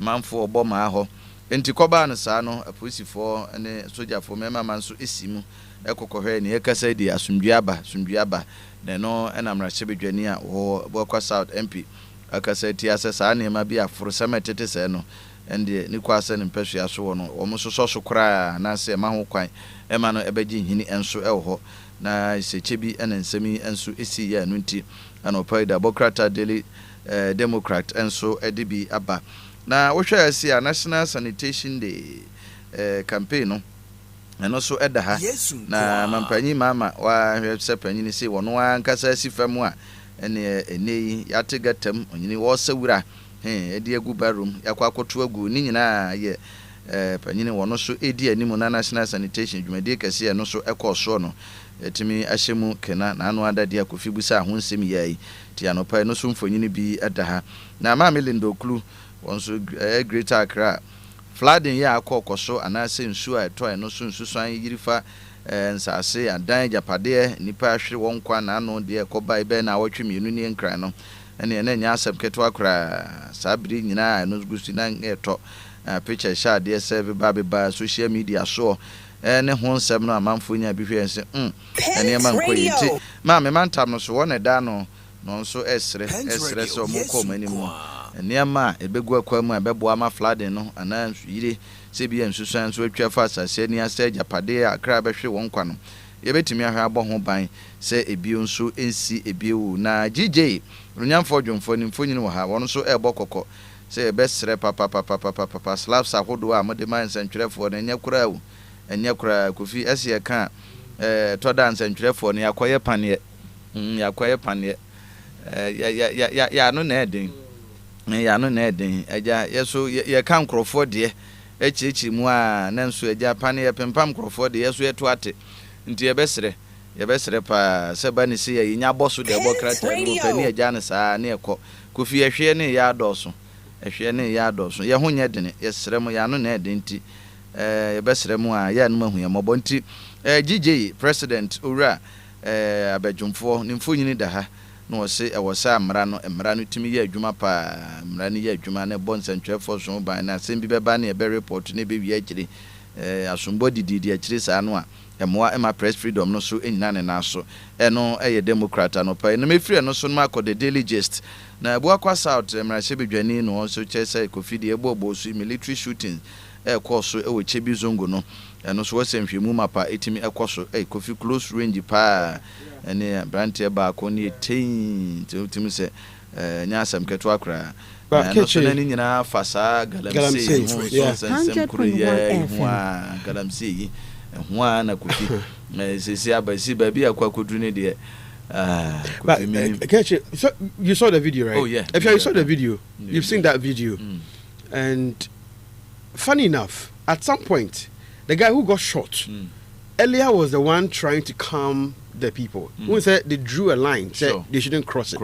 And me in the video that I saw, when we saw branch, air come on, air push on back, even though parts of the protesters there, but he was trying to calm them. But eventually, he was the one who received, that shot. But my question is, you see, are people losing, especially these guys at the Galamsey prone areas, because this is not the first time. Several instances here who say they are always armed with machetes, clubs, and all of that. And it's like they do not fear. Almost throw bambo for say, can I say approach for the but asra for and they don't know. And so Emma say a banner say ashrafo no try say omo buying omo kojuom go back don't do this they rather will be violently trying to attack, and I don't know how and where they get that courage to be able to meet them like that. And now and they outnumbered that of the security officers are posted over there, even though they had guns and all of that. But that restraining order that people in these Galamsey prone areas don't have now, it's serious. Kofi, when say minim say why should that visit a typical Galamsey prone area and community no per se, but wako baby are almost two and no credit go na diamonds aquatium the diamond but no credit say woko areas like Mamemfa Ashanti region Manso area na ehɔ na ye common do nipa dodo na anim aborenom tontokrum krakrum data nonom kosi ebura so ne those areas no Kofi. I tell you said the reason why even the police radio entimi enwura mu na need the intervention of the military no Kofi minstro nka nkire wo atu a wokɔ boys no ɛwɔ site hɔ no bia police kura enkuta sa atu ni bi ene the kind of men can say courage, a right word. Arrogance. Yes. Arrogance is right. Yeah. edru hɔ a mantie no ede wɔ site hɔ no ɛna ɛhɔ no the survival of the fittest enti wo say wonyɛ violent kra wo say woyɛ bi ehunu say yes also no yes wani ede enti one omo wɔ site hɔ no apart from say enema ase bi omo fa omo no mo a eno no be stimulate ama onye violent kra no a onya sa act no sa amana ye do say you know ebi believe in the black powers okay say yenkwaje aduro enkoye because amanfo wa adwen say good no susu in perceptionly say oni kan ya oni kan ya ema enti niema bebre both evil and external forces and a pushing Kofi emabunu no ena ho ukwa te say de ye kan obi asebi na wapum nye de ne adwuma no untimi nye enti collective of niema bebre ena so esi obi ye typical galamsey anasa galamsey ya nipa na wugina ho no oye okay at the same time no omunim they know the risk involved ena omo sanso wo backups me kan backups so obi wo ho a site na omo wo no empanifo bi na akoje no omo show kutupa omo no show kutupa enti bibia omo ye no omo like they know what they are doing ena onim se ba critical they know obi oba be ye and same trainer kalamse yentimi nkoyi enti maka no several times say Kofi omunyai yenya ko no na yensa ase no enye say yensa ase because leadership no a ebema ho omo ana Kofi eye enti sa major for alleged Kofi allegedly what I say omo enye say omo na eye o but they have acquired the concept forces na e wo akire no esua Kofi forces na e wo akire no eye ko miensa political leadership chieftaincy leadership chieftaincy can say benfan say nananom what I say now the same time about the religious bodies these three bodies we sorry say ye can boom next year ya Kofi no way you can fight it what I say no way yes say sorry say the political leadership the traditional and the religious leadership and the religious leadership you can fight the galaxy but the will power is not there because one akodrum pempenso bi at say ye kan maburu no akwa kodru say your system na ye practice no e difficult say political leadership nko abetimi a fight ena esanso ye difficult ye hindrance say the chieftaincy besan say nananom traditional leadership nko ano ebetimi a fight but years ago the nanom could have ended this simply yes the entire American here you say me de religious eba be wuram no me no mienu ye support duabo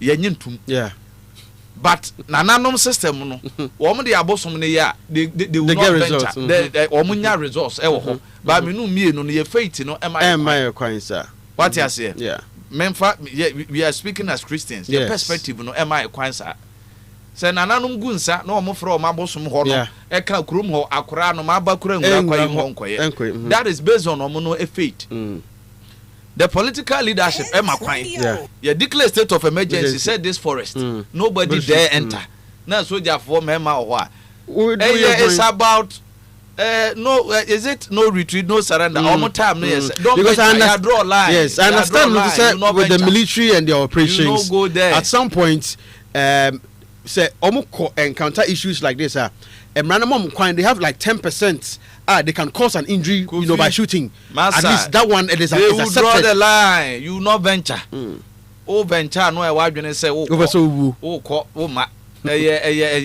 that's how it is but it is not happening now and because none will come from the political power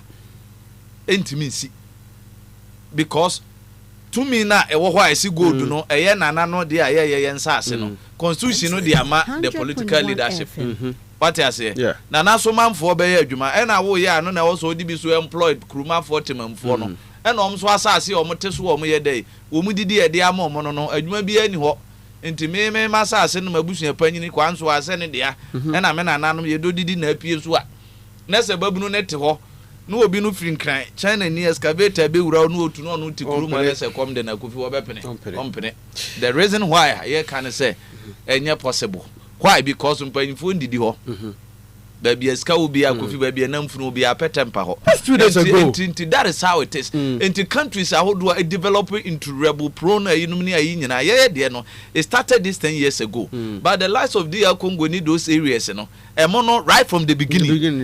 And I don't know Eshas and a could do baby. To me, no echo did man 40 say you to ya canon need those near supported by the political and the foreign forces here. You see, here, any view. I will call baby said the entire region of Goma and the central Kivu is the M23 that is controlling the area. Sana eti na ye ha no. Krono nso ye Ghana no enso bebre ye regions no ye ketekete no na ma bi etesa no.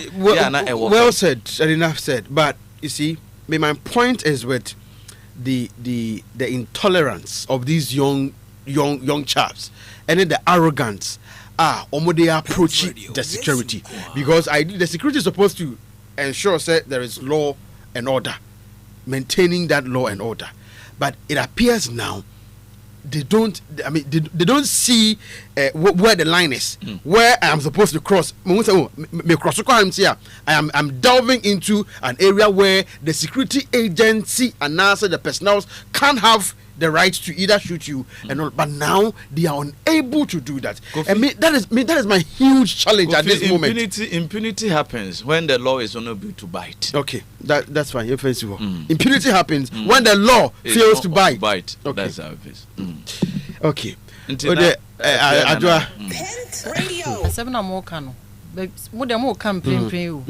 I'm looking at a situation now. Yet me dealing with Galamsey. Yeah. Na ye yi omu nyina free ho illegal ones ni nyina free ho. Where are they going? Omo ba into the society. So is that omo she baby omo ba efie o yeah na omo ba fie omo ba den and na me share video bi we should even thank God na obi na waye Galamsey no we free mu we should even he catch interview one say we say ye da nyame asimpo se omo akogu nwura mu na wono waye bi da na kromfu egu krom ha amrobes egu krom ha emu more than half omakogu Galamsey site asomadu wo fia yenye din. I'm telling you. Oh yeah, good. Na yenim na yekeka no musa ba fie dia ene yenye na yie, and that is obehu na some track about yeah omo fi ho mo kwan because they wo sa sika no adwuma abrante ye wonye wo adwuma wo te ye wo kra ne sere sika na wo je ne boso me no akede yesi Galamsey nti say school turnout cramp aye low wo sika na wo je ne boso me no o de call lunch na wo so o meye den onya say adwuma no metena radio so na de adwuma na de be ma no enti no it's neither here nor there like who de obeye na Kofi say Ghana no so eti wo no ba bia pai o na say no fu nyina say vote mu nyina na say no fu the dollar power no e ba ya che wo kokui ne tenga no ma wo kra de say che da no eno de say rock mu ne ade ha ne nsuo ne de so e ba ya che Kofi nya ne ba bia enti ba bia fefe na Kofi say de me kan no ba bia na mfunu wo no petempa hoda. Into the only thing is about regulations exactly. So my point is that the mining is not bad. And legal small scale miners are almost mining using appropriate means and all of that. But see, the recalcitrants in living amongst those doing it well, no. I don't know issue no, because the thing is that if I'm bring almost somewhere from me say almost could be a kind of say Galamsey side for more. But you see the practice. Quite a first why you bet me up ye said the one yes say is yes say your is said the horn you be reclaiming lands no now in the next 10 years 20 years we can go back to that same land and we will still find the gold there, or we can go back to that same land and we can still plant trees on it but these are things that we are neglecting at the expense of the ordinary Ghanaian or no sabio or tin baby or ordinary. Kofi, that's the reason why you oko lancer you various department and the lands and natural resource omo ya for him before you tua omoka eno na make us the political leadership. That's why we are failing. I won no ne de ne say since I said ABS BBC ekura akoba ye betimi aye various agri department any colleges ahodo nyina they are there ye ni anon be ka say hia be say 200 and something million na ye de atinsuo ani om se chemical na ye kwa akoto de aba begu ensuo mu na how long no Kofi ebewi chemical ne ye go to 1 million e beka say 10 million ne asan bo man how long until can recalcitrance anyway that kind of impunity and ne mabunu no anya wo mahunu say masa baby adru ne de emfa. Maybe we should just stop talking about galamsey. Oh yeah, because I mean, we lost the fight. Stop talking about it. Allow them to. Yeah, campaign. Yeah, campaign. Yeah, campaign. We are. Yeah, but from afar the picture is different. So yeah, a chira. We see it with different spectacles. Can we not tickle ourselves and laugh and say so as Christians? Maybe we can use prayer to solve this. Oh, prayer.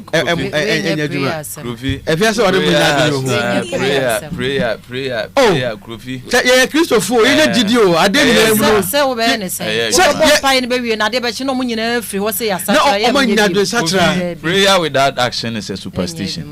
Okay, what campaign? Makana. Let's action. You be action. You know. Send here. Nine months for water gas for boom. Near bonfire. You declare. Itself is not enough. National month of prayer and fasting. No. Then nine months na omo call ya hafo. Redeem. Mabunu na wo ne omo de kokota ni. Omo dwane ye. Ejiji wo mutu. Kofi. Hwe baby mabunu na du Ghana no. Oh good. Amanfo ne drugs mo kro mo teki a omo agredi o wi ni ye ni ani ene omo afi omo charge ene ye keji ni ayi is glue amanfo amanfo ko animu Kofi amanfo ko animu and so serious and so serious yapa say akra bi no ma hwehwe omo nkwan na omo nim anka omo afa omo nkwan koto obi ti say Major Mahama aya na ye me yama ne maame say no nim say ba ko sisi na ke ni senka ode ne kra koto sa de no anyways okay yo Kofi ene ma fa publisher Ghanaian publisher Yoko Omonsem wo ha yeso makofa brantia ye fe no Dennis Miracles Abuaje na ka communications team ne ho MPP4 communications team ne ho o makofa no MPP4 said there be ye mo warning o mo for mo sia immediate release e na o mo hwehwe say Yoko for o mo nya brantia no na o mepe ne ba bi ntia ye bra ma o mi aso so wa ha no ma executive for fra yakoyi o mo MPP mu no o say o se wa back o mo wota o machi na o mo lose ye nyina so sere o mo omomra na yenya adwuma unity eho asem e na wo ka no chebi zongo asem ne yaboso dada etu otutu e course galamsey for police for ne asoja fo ntem no eno so ho nsem e wa hanom yebra Mahama wo wa hanom a ono so o ka che zoom lion say was realm first na almost a baller na say the Kofi last na wo ka no wo pake baller ni gu wono ma na wa twen ka kese no wa befa wo se de bebia okun na duru no se ne nsu yiri ne ye na kroma ye basa nkran ye basa no wo sere na omo wo waste sentence bi wono ma matotum wo sere omo mesisa baller ni nyina mfa nkogu wo mfa ntwen da omo de omo ka kese no e ba besisa se ne be ya baller ni ngu abonten entwen ka kese no na emo omo mfa nkogu baabi na ho ye for transfer center omo fa nkogu ho na omo transfer free ho emfa nko ba bi omo de beko daache ho asem e wa ha na edubu ahen na asem no ache pa yi wonne nem se ne lawyer ne attachia sa wo ho e yankom sha na se sha na aban ne dane ya na che se wa pe ne ba bi atena you and we talk about the justice system enti ne lawyer na eka say attachia na eka say one Yokofo na eka say ho nsem unya paper ni bia page 4 wo behu ensem a wo ka mamenko new center Miracles Abuaje na asem no eda hanom chi aya che no no ho asem da ha yewura ba omia wo say won kan mom eno so wo ha menko bebre na kase eda ha pa banks any Asia specialized deposit taking institutions womo amane abane say 2002 ekosi 2005 we won kofo bi won mo nshada nya banks de na so ya mo mutumi say on betimi age deposits omo any banks ankasa sika omo lose ya 273 million Ghana cedis na omo lose ya anya say sika ne da won na yira ye akromfo krono fraud e na akoso we read them so read other papers na say fraud no bank workers ni bi kra ka ho e na ama say sika we nyina banks no musika na majeje egu wo no asema ato banks no eno no sika ayira 273 million Ghana cedis eno ho nsem e wo ha na de mede betwa to no yewura Mahama wone na opoku agima Mrs womo na omo kita aso womo cleaning crofo mampanyi kura kita aso wo de wo se wada nti omo kita aso e wo ha no ma ye twa omo picture kama cleaning exercise e course so weekends yi omo so omo de omo ho shame nti the new center emunsem Metro so word Kowankrata your friend no daily guide no no so ebo amane e de afa etiotutu bi ekoso ewo NPP abatuo emu e na wo kire se opanyini okatachie efri fa sabredie aposinsa asonimu e democrat fa etoso miensa wenso eye abutrika wono so nimfonyini edemu ha ya wo kire se wonifo wo modern ko US emu no na chese we nyina efa sikasembi eho enkomo a chese wo chese $8 million romance scam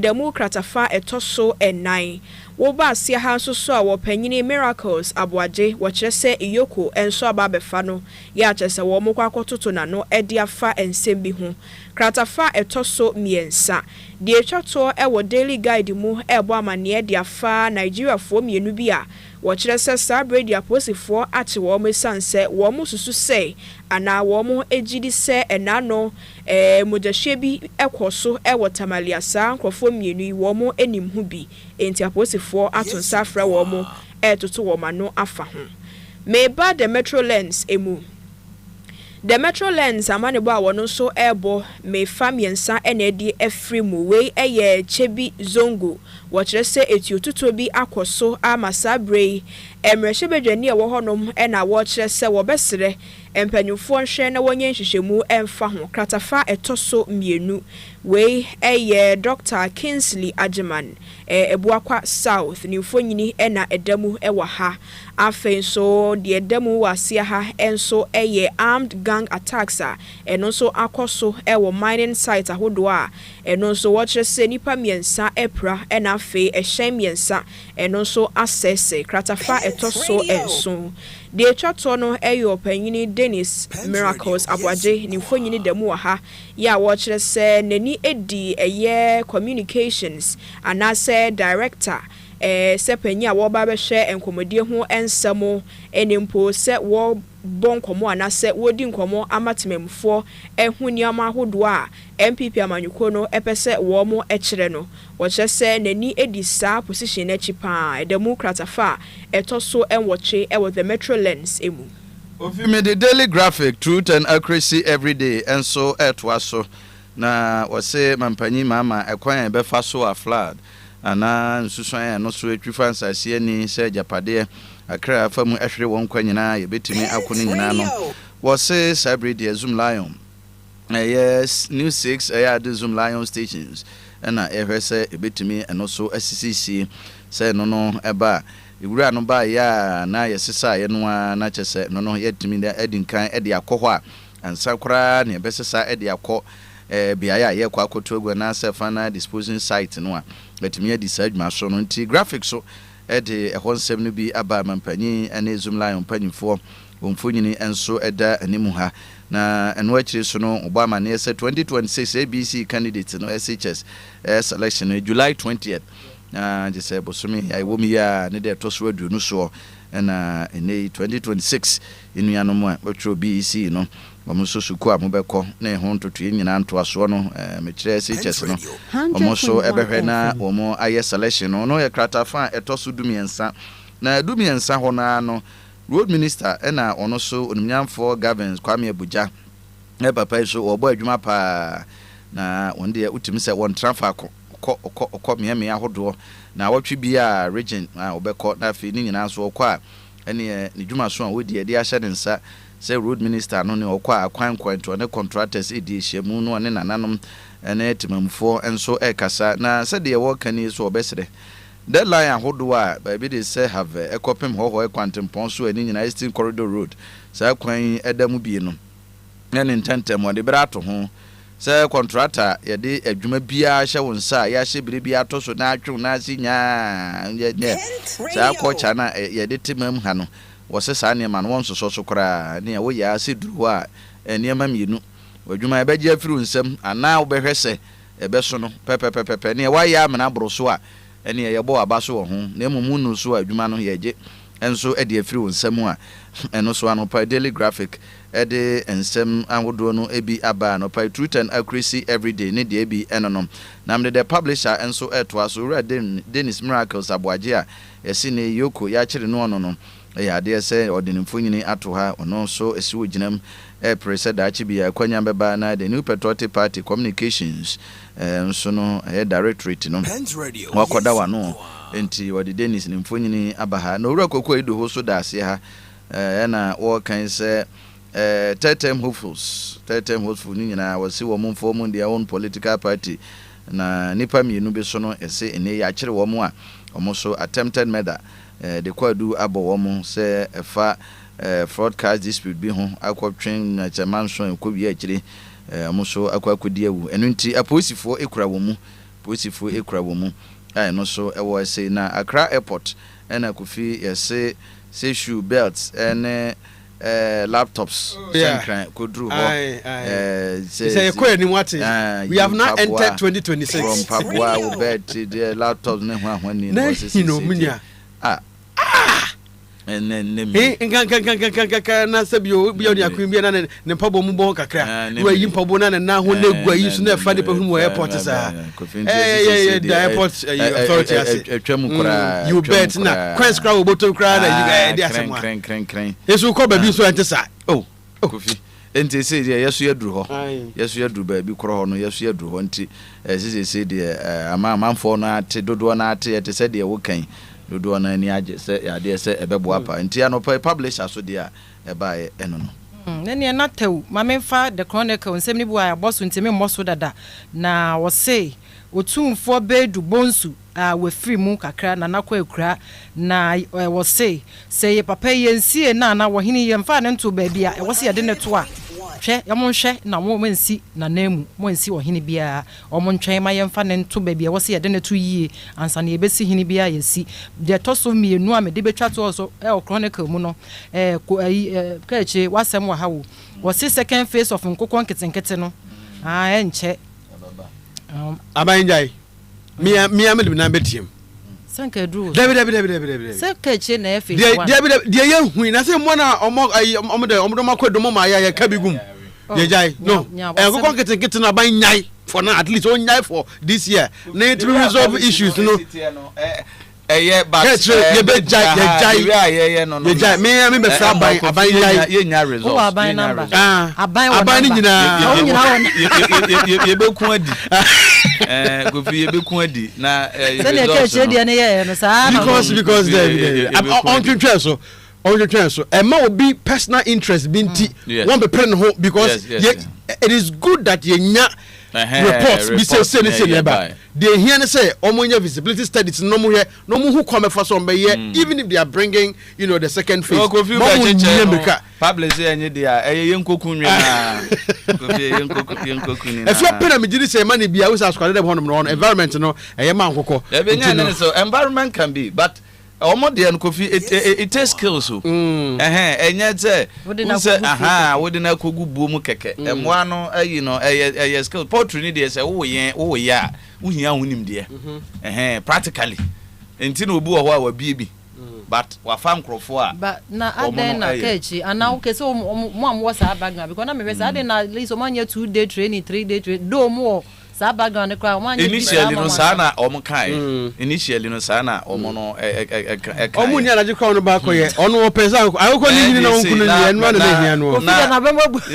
abu ni eye bi me brother enti no enya nimde kakra ene ba no kra no enye enafem sa enye betesa nya bete bi wo ho a enti na wo de moa no kwa kogu ebom Kofi portrait ye me fa say skills one way the other enti se de ba na ese obi a magim na amanfo register na e ba ba jeje unim de Kofi produce results bi a produce results and at the same time no ye ne say ye bi ne say in a form of open market enti akokɔ no se wonya de ama me de Kofi obi yen a ye greed ohwe na no ho kire na obekwa akoton maybe akọ na di na awtwemi na awtwemi ansa ne ho sisi no sika kra ya no mu se why no fon obewu asa de on de makobegu ho so enti zanete if you the agency for ko so ne ko na de ke treat ya okeke de so we are the next is my project for beche on Africa Today. Kuyeni bi aya omunya nkofo mo nka ma sema me kan no. Kuyeni bi a wa petition Yewura Mahama, President Mahama, wɔsere no.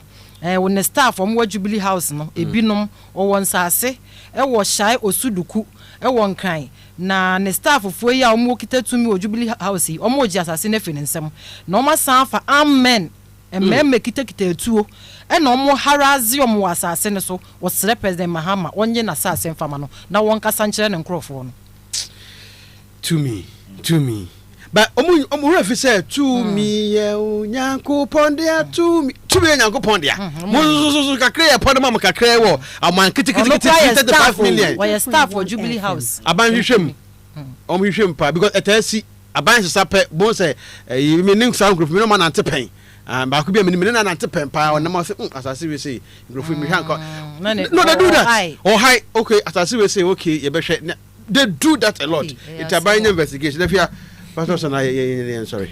Yo Kofi ene na me the new finder ena esoso na we watch say banks ahodo a wo sebe enkro enketo mu no watch say wo mkeka ni nyina bo mu no say wo manfo efa kwan bone so e de dwiri sika no watch say fraud cases no akwa animu pa na chese kwa akwa nanim no so wo de best o hanchichemu egina ho no mu anefa eno no we da mu ko wankrata fa etoso enkono afa wo ba emfifini ha de da mu kese pa enso eye ehwehwemu bi a wo mo aye mpanyufo binom aye ya wo mo kire se eba no mfidi dwuma ho sensem enu pa na beboa na yetumenya sika bebre na sika ebenya no ebetumi aboa no akwakodu be 77 billion US dollars eno eye intra Africa trade kratafa etoso enwoche afenso we eye osoafo a wɔhwɛ empata so na wɔkasa kyerɛ sɛ eba no krampuni mantam a eniama hodo a wɔbetumi ayɛ na eba no nsuo a ɛtɔ na ɛde nsuyiri ɛbɛba no a wɔbetumi ɛtwa so na wɔbetumi ayi bibi afa ho paa de a na ɛho behia sɛ gatas ahodo ɛne mpomiaya ahodo a ensuo esi ho kwan anase bibi esi nsuo ho kwan no wo mo behwe na nyina wo bebie ekwan atumu na kyese wo mo open floodgate no na ne nsuo no atumi asene we da mu kratafa etoso enwoche mefree the new finder mu atoso aba the insight mu na wono so bo amane e de afa menteme ho ase anase entokwa eno so koso e wo MPP elections mu e na wo kire se nipa baako won de wo bo amane se nipa baako e na epra e na miensa nso so aposifo ensa ka wo mo na sasemi koso e wo bantema e demokratafa etoso miensa DVLA enso kyerese sisia wo ma yenhyehyeye bia na kyerese wo enche bia wo the new ultra modern number plate ena eba na sa number plate no wo the security features bia ka ho a eno nso ewo onano ni din emu enti ene wo kwa sa new modern ana ultra modern number plate a wo ka ho asemi wankasa wo de wani ebehu bi kratafa etoso miensa Mampanyini His Excellency John Dramani Mahama edi futuo akwadi ama manfo nyina se enano fiada se wo mo hwe yesiesie enkrapuni mantamu ena mantama hoduo mu no emane nso ho a na embom wo mo hwe sa hunidie eho behia wo mo pa enti ene ewu no munsuo anase udidi a enhwe bankum hwe ni fanka se obi ani ho enti ene migyae ato ha kratafa etoso enum de twatwo no se Zoom Lion Ghana wo mo so age abasobode mienu wo se we eye major awards ewo HESS Awards 2026 for management for waste management excellence edemu kratafa etoso edu ewo ko wan krata ye fe no the insight emu right if ya say Kesho de rasa wa kan because asa adwo so de no Ghana we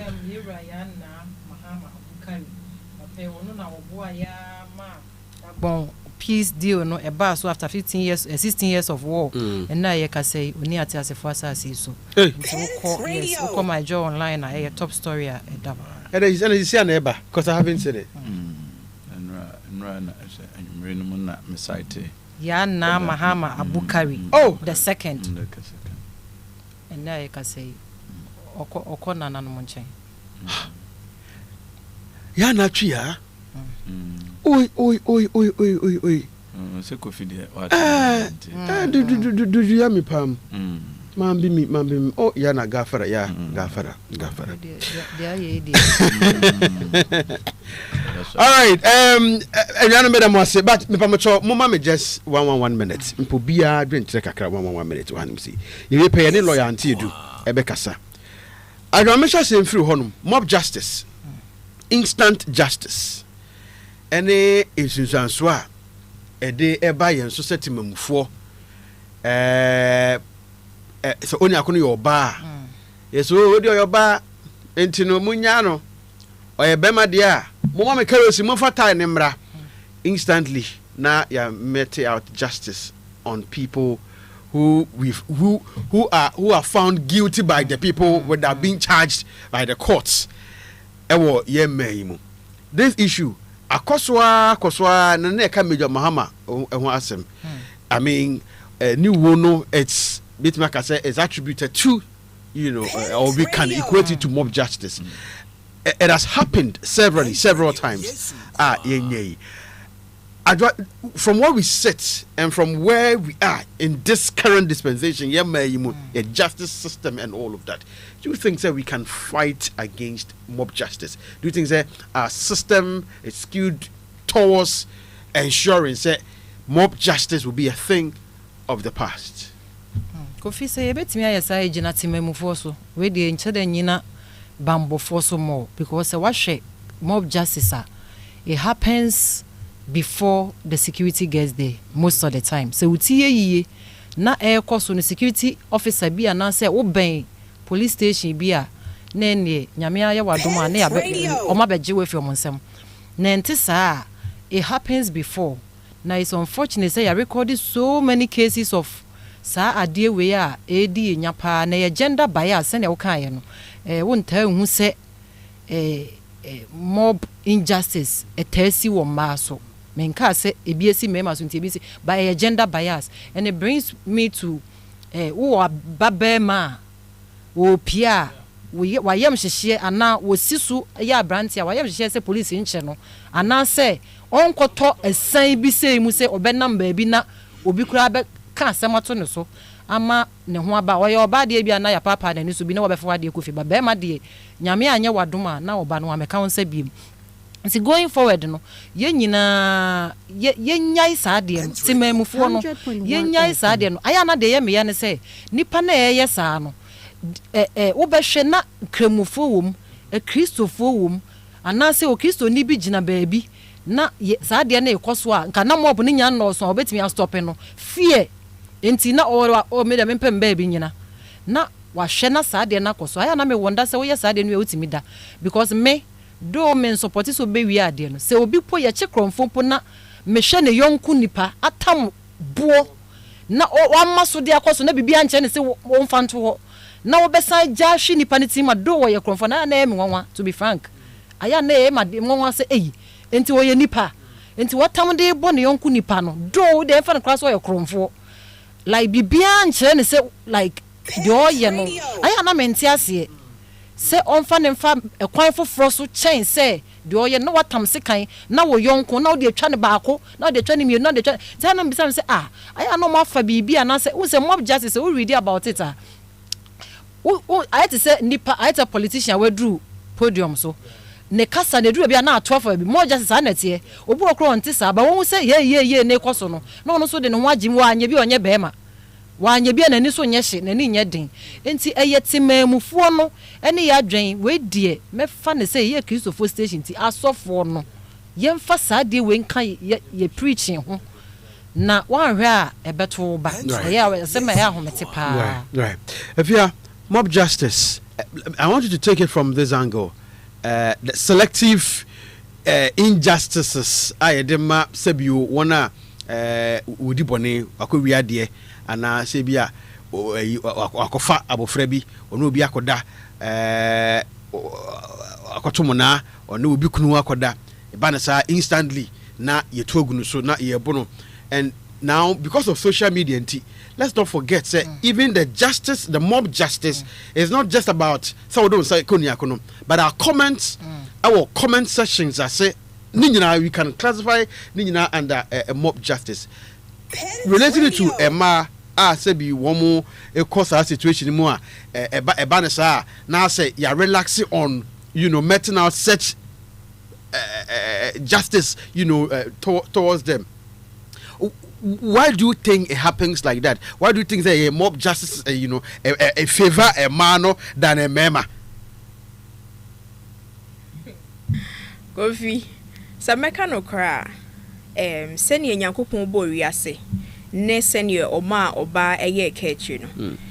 From that time up till now, quite be so no. Any said ye nipa, ye subain, any yama who dwa, ye nakwa say we are seeing favor mema. In the fact to say, Sasabe, Bema Kwan who here munase o sumpa, yes, a bear mensu, but yenka who is a bema, or emotions, nibu to me fu, nire to me who said ye oba, was our emotions, no, sa na bear mansuti, ain't ya take sa. In Susansona na sa adreno e ye rabi biemu enti yenka say sa ye to agu bi so e hwe no yenye manso bi but e wo yetiri mu say o oba de o yoba na ye de sa kan o yoba but bema de bema obi si waiting man do man bema de just on de waiting yes bema de ni tiri mu odinti say bema hu say ni yonku bema ye bibia sese de tie bia wo ye ni bibi but o yoba de o ekechi ye kan yenka say se okokoto sesebe ya pai bema kromfo a na ya pai oba kromfo a ka say ebia omu nyina yenka so omu mienu nyina ye pemum but because of say ye kan say nti wo beka say bia ene ye mekwa akobo oba ni mienu nyina sa wo bo oba o wo bema ni mienu nyina enye because ye so ya mamra mu a ba bia ni ho a kire say so obi ye bone a wo citizen ana mu amu wacha ho ahia no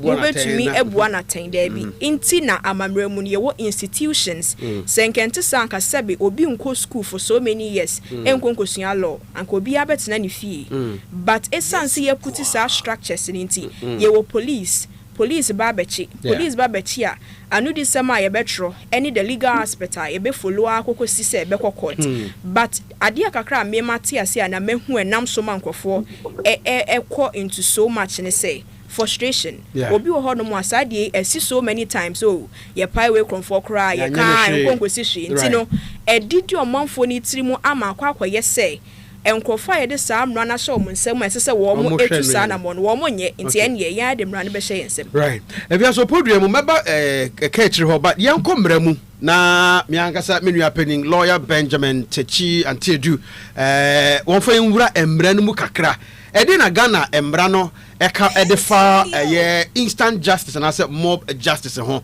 na ede na akọwiwi ense efiri fa na abedu sampepe so ye betimi ako atia ede na ehye omanfo ema wotimi tugu obi a umutu se wawiade ana se waye niamo wonsem ana se waye bribia ense emfata lawyer Benjamin Techi Antiedu lawyer good morning. Good morning, this is Anopa Nsempa. Papa mompa ebo ene nyame adom nti ye ho ye papa ye da ase anope se waje ye so lawyer ye hwe mob justice otherwise instant justice Ghana ha enya de foforo kra bia na nipa bi nim se embra no kasetia moye mra nimfo amunim mra na munim di ede na Ghana mbra no eka ede fa mob justice anase instant justice yo medase already abamemfa kwanya na nyankopon ase se ne wadi mfie ba ko afi ba kwa ka mfie so na ya de na ase okura yemu from our chance even before we were born up to this stage. We are so we in the womb. And so you are na montuo ne improvement ne ade na je say okase no nkuto na ofata ye de na ase. Enti no memra very important issue more discussed this morning. Yeah, mob justice. No crowd in literature I kind of say mob injustice. Because there's no way you bet to be a true good so I'm here FM. And I say mob attack and lynching. This year we're suspected that we play the bonia. yɛ to sɛ de so yɛ punish no ɛma bebree no koraa ɛma edipa no twere ne nkwa na yɛ saa de kɛseɛ yi a etimi tu nipa etimi tu obiara na de ɛma no yɛhu koraa ne sɛ mpre pii no ɛyɛ a ɔmo yɛ innocent and ɔmo nyɛ hwee but obi nso si yɛ na ankɔ yie ntia enti no sɛ wɔyɛ fa mmara no deɛ a na yɛ constitution ɔne mmara bad time yɛhwɛ article 19 a yɛfrɛ biribi due process of law mmara yɛde mmara wohwɛ constitution sɛdeɛ ɛsi nyɛ constitution a ɛfɛ o ɛyɛ mamfoɔ nyinaa fa ne sɛ ne yɛtwa ahyia wɔ Independence Square and you say yeah bɛhyɛ mmara a yɛde bɛdi yɛde bɛbɔ yɛn ban as a country na ɛdeɛ ne yɛmfa nhyɛm deɛ ne yɛmfa nhyɛm deɛ ne yɛsi yɛhu sɛ yɛde bɛbɔ akorankora ho ban yɛde bɛbɔ ɔman no ho ban ne ɛne yɛde anhyɛ mmara nti wɔn a ɛdi mu tintimaa ne sɛ obiara ɛwɔ right to due process so edu baabi mpo ne yɛsɛ obu wanam otuo ɛne mmara no koraa no ɛbɔ abira ɛyɛ a wakɔmete crime a ɛyɛ sɛ ansa ne yɛbɛkyɛ wo koraa no yɛtumi ka kyerɛ wo bɔne a wayɛ ɛwɔ kasa a wotie mu o there's a story about a colleague who studied in the UK in Spain or some other place and a police for person or channel and no fake is one take us on our mocha to mind me and channel. So I'm said that is it. And you know, from Brian bet you war, so police in the actual word, yes, or yes, such my money to what you are immediately. That's what they want my police in immediately. It will have a Ukraina, yet you are not more panisho Kakran, Nina, yet. Independent one, you can say, normally you refer to more justice and then your money on my back. When you find someone, some poetry in the palace, yes, I will walk on me to offense ya, it's not for a cool. Oh, you bet to me, sir, and so we know the panel found that's an order and inquire near the court, a booty. I said, would you, my dear, would ye and a man departure and inquire now contribute to ya? Work with them for life. Yanka said, any panel crowd will travel women in Chino. What was Amrano? Would be any quite that right to say, oh, yes, sir. It will for a constitution now, a year Act 30, a year Criminal Procedure Act, no, a year there found also to be the bonnet, acquire and fan and fason. Nina, Ukabumwa, and very strong protection for Obia. Ye future say why body. It will go back to Article 19, but a dim cross cutting and say, Ye castle will be a bonny, yes, it's only panel, it why body no. Yes, ye fan or say, while you're concluding, or you is presumed innocent. Anybody who is alleged or who is suspected to have committed any offense, whether you are a lot as infringement delicto. Yacho say wugina at the red-handed no. And the yanchi why is suspect wugina no. Yesi amfani say unya boni bia wasasi so that. Enti na asudi no the state no so obe prove your guilt beyond reasonable doubt. Near case a reasonable doubt no crowd ya na just send you more do ye. Just say eso otimiche mu mo obi ogina ho kra wo twa kwante wo tene ne party bi kra no. Ese ye na adu mu pefe say enipa na di bone no. Ti no ahobambo sa nyema we nyina wo ho say ya obi a wo ye innocent no yemfa ho punish no. Na me dey more injustice no kwade na hu kra ne say once your court you no your constitution your parliament ya no de boy hu ba nyinada ba kukura no ma court kura kwan say wo me ko bo obi achi ana ya bu obi o yeah etie de na wuti mamuni a wonni any power whatsoever wuti mi yesa yetimi yeti obi bodua woni ya yes independent di o yesa kwan no na civilized society ya sha da hye say ye pese ye di ehwo so ewa anuonyam ni in ana That's not how we do it. Entina emrana sheshe asudie be punishment different forms so that trans no de mrana ye aduma no ebubo ode a no ode de fata no ode ama. Entino mo binja Pens Radio yes musician no so they are mistaken for a thief near bono near puno. That the rumba is second one by you. Why you will be transformed. Nini pa kwa ya bane kwa ya panishono. Na wo se abrochire kwa ya panishono na ye say with reformations, yes. Ama nipa obeba no obeye bibi so nkokora boa wo man no. Ye nyina ye tuwe betu atransan mu at any time o. Ebi wo kora ye mfumso no waye.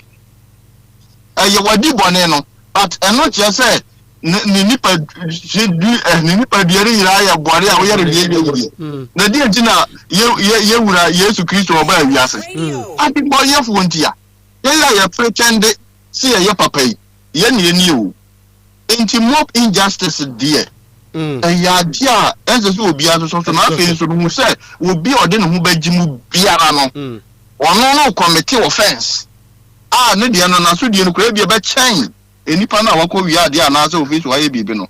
Yes, ye woniema bia a trigger sa ene mob injustice. Yeah, kameba ho. Obasa ebi wo ho no mo a na ogiri say the state apparatus na a fight crime no police court prison omo nye omo asadie yi enti nipa no kra no asutu ye fata no kra no onya, but you don't have that right.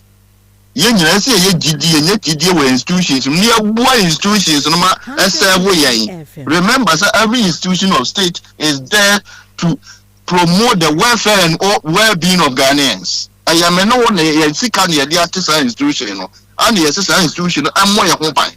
Etin sanya adwuma yi a wo mfa mra no nkwoche onsa wo de ofitira mo bi se wo no no ni ya wa wo pia ni police nje na wa fa se kana wo do. Okay. Lawyer, yen hwere we kwan we say so. Wo ni a wakoto se wo bi ye bro no obu say wa ye den so ye kronfo na wono so de ne ho ko wura mu no. Osha Article 15 now, it prohibits, torture and inhumane treatment. Yedema sebi enipa bi esano. Kwambe na si pesa mob injustice, any instant justice ya meti out on people we presume say omaye bribi aye tiambra no. Kwambe na yentimemufo yebetimi aye edi aboa because we know that our justice system to some extent, is not helping this matter that much. Even though we have the system there, but it is failing us. Is it to record and report? And as what can we do? So if we punish people who are found culpable of mob injustice, maybe it will serve as a deterrent moving forward. You be that cinema for so more. Omwa bibi say ebo say omumu ko jini pano ya dey dangerous kakra because when we routine ko sia wo kra ya bo wakun bi but wutimi so we bi o hono ma bi abadaye timi ko protect ni pano no wa ho odi betumi asa na yesa wo ye wa ho odi ntumi a police fo na omo adwuma no omo na yesa omo ye wuni say ma mental we nso no by extension say obi wa wan so a wuni say one so boa womo one dey wanya bi o aba no afa ma obi sita no dey ama obi won so no abatement won so no wa boa obi o we di boni am na di boni won so commit crime me bi gina ho na me ya bona sumo bo na tutu say you are encouraging, you are motivating the person ko to the wase ya dey board ka na ni gina no wa je na nanu mu nyanza pa o because obi o ha na ho de o man nsamra ne kwa da na ho de ko so man ye bone ana so ye yodom emra no yes emra no cover ho nyina etu ko ne so ko pie bibi so saa wo ho de ne so obetimi intervene age nipa no nkwa je na fa no ma police for na immediately call the police, call the hotlines na enye na wo ka yes ebi wo ho no ma ye nya scientific study kura nka say bia yeah institutions in the sometimes a perception. Okay. Na ebile bi won so na ye ignorance. Obi wo hono ma onim say na mara no tie say ye ka so obi adi boni a ye fa ne say o man na wa asudie say o prove na guilt. and I feel so crano, so a man to me, you be Jana, and the boys cry is a matter of evidence. Young Fan Toto, you Ramahama, a choir of fast of the choir, not coming, that will be the last in our country. Very terrible, young soldier. She and the man and get not any pay a channel say Abia a true Eshano. Now, I say I'm about the Abba Honoman and Sabe how Montina, just you who we are, and you want it is thank you. One more Bonena is seen a report only to the police. What do you go my police? No, any pay idea where we are way. You know, idea where we are, and evidence be as soon as it's a dear chair will be. Because police no or call yes or call here yes would be a call and yes will be at the move. And you'll be power and pan one to a power crown for not just say yeah they will crow and then when we say cadet crown for no power crown for no power crown for no to the Mika to a crown with a crown for the animals no one crown for and you know I am in some pencham Yanchini Panomian Yama prevent your macron for me. Yamma Munanam said, Ghana, Yamia, in Tibu, and relax it. Ukwa Brutra, answer I won't call them on what I know to probably 5 more. One more, 89 Hano, dear, near Donne, ye feel class now will be a support to the young Quintino. A backroom cranny as I jay. Ain't you judge? I want to say, Bibi, and have any abre. Right. And no more protection, no more moment, they intimate secure. So one time Ukraine who will be here, Ibia. Adam require Juma Anopa me Banfia late around to say 12 midnight. No be approaching is over Basilica. And I'm saying we are dang. And I'm saying why you're from for. Because at 12 midnight, I come the door radio, so I would never overpaid ye. Right. So Yama Ahubam Bono here and not young is a shared responsibility. Right. And just our chin Nipana police and our quarter near the Nipanaco and Tessa. Young Timbranos was okay. And Brano is a better one of men, yes, Auntie Asiano. We are by the Juma, a Yensuku, Yen sorry, Yen Fie. Why in the Beboa Massa and Brain Tiasia at the Abba?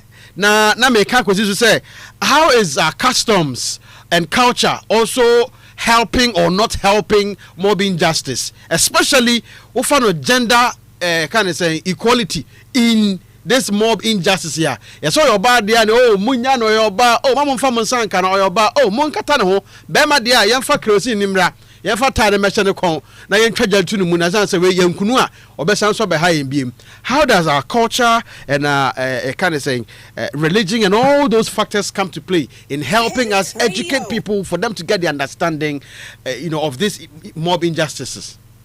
Wonderful. So, yeah, you have summed everything up in the earthly. It's the duty of everyone.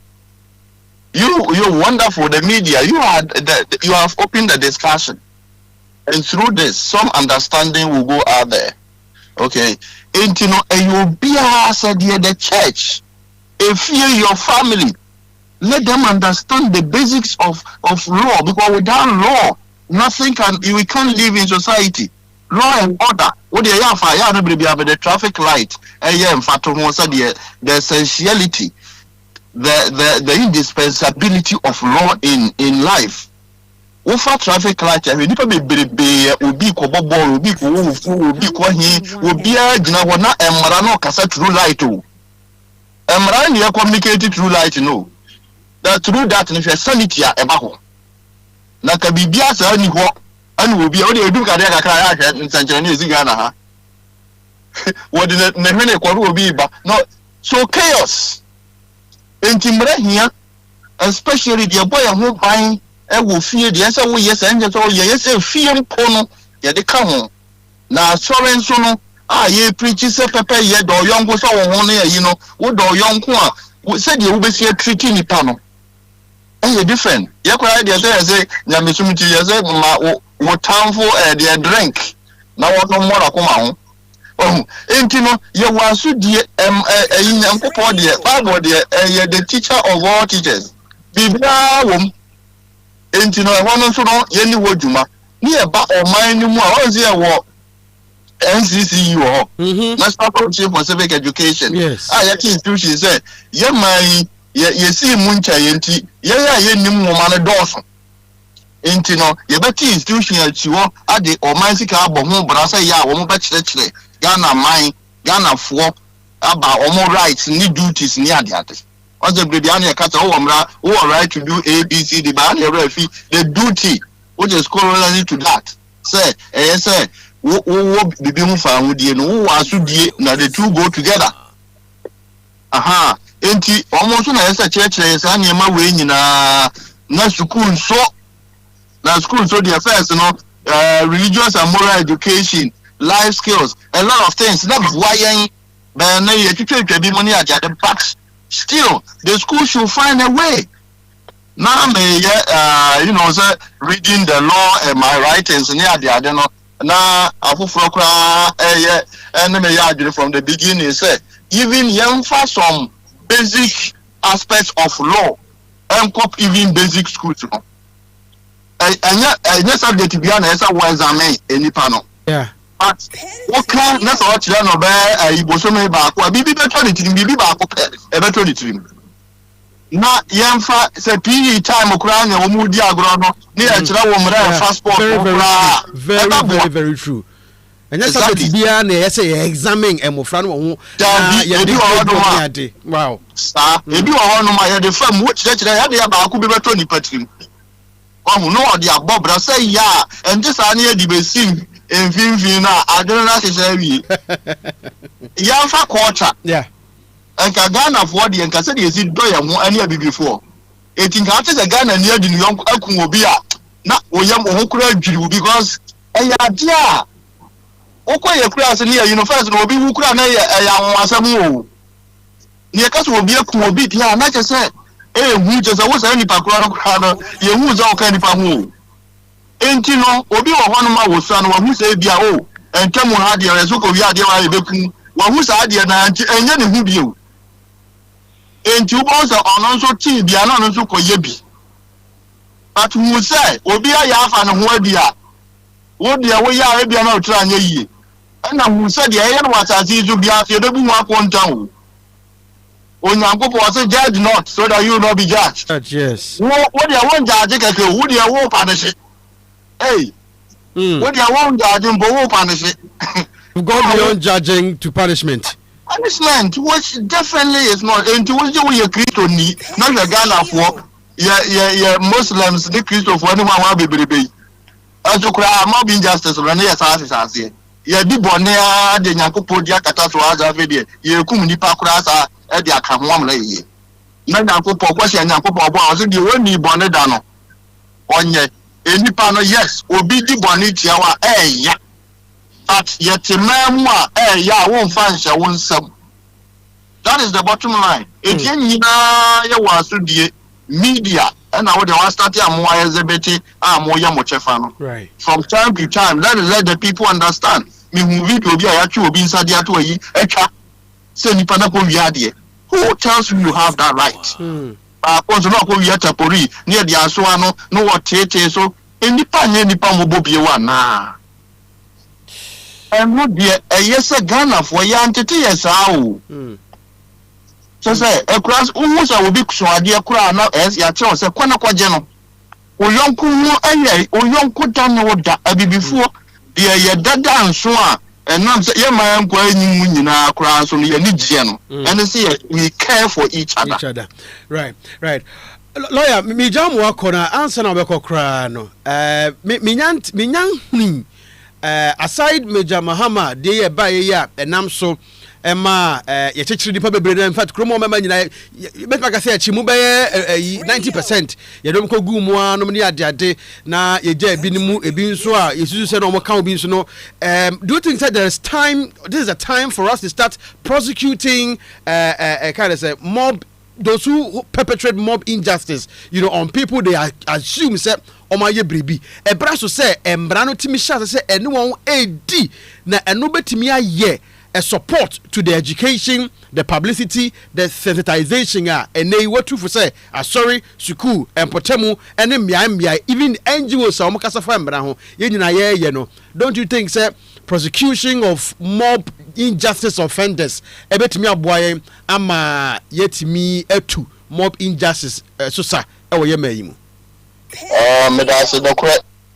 eno de no kre pa na waka no once eduru ba bia na se broni se one persuasion fails force must be applied so di pa no eye bon wona odi djuma bi na punishment na ama fa deterrence ma others nso nya sa asuro no mo ye embodi no mo so ye obi kura ye bi enti ono so ebi isi no o ya ahode ode ye enti no police fo no ene ya attorney general ko omo nya no eye omo adwuma a omo nye so it's too late in time and say ye kwaye na kwaye panimu bi ana ni particular bi Ghana me kura me da ya me ka say bi pa boni ni tua tax o isa be bodam ni ko to nso a wo tua VAT enti obia wohia 100.1 FM enti no yenye say ukuma kura wadi one day kura wakum nipa the Lord should deal with you ni am punish a nipa ni am fa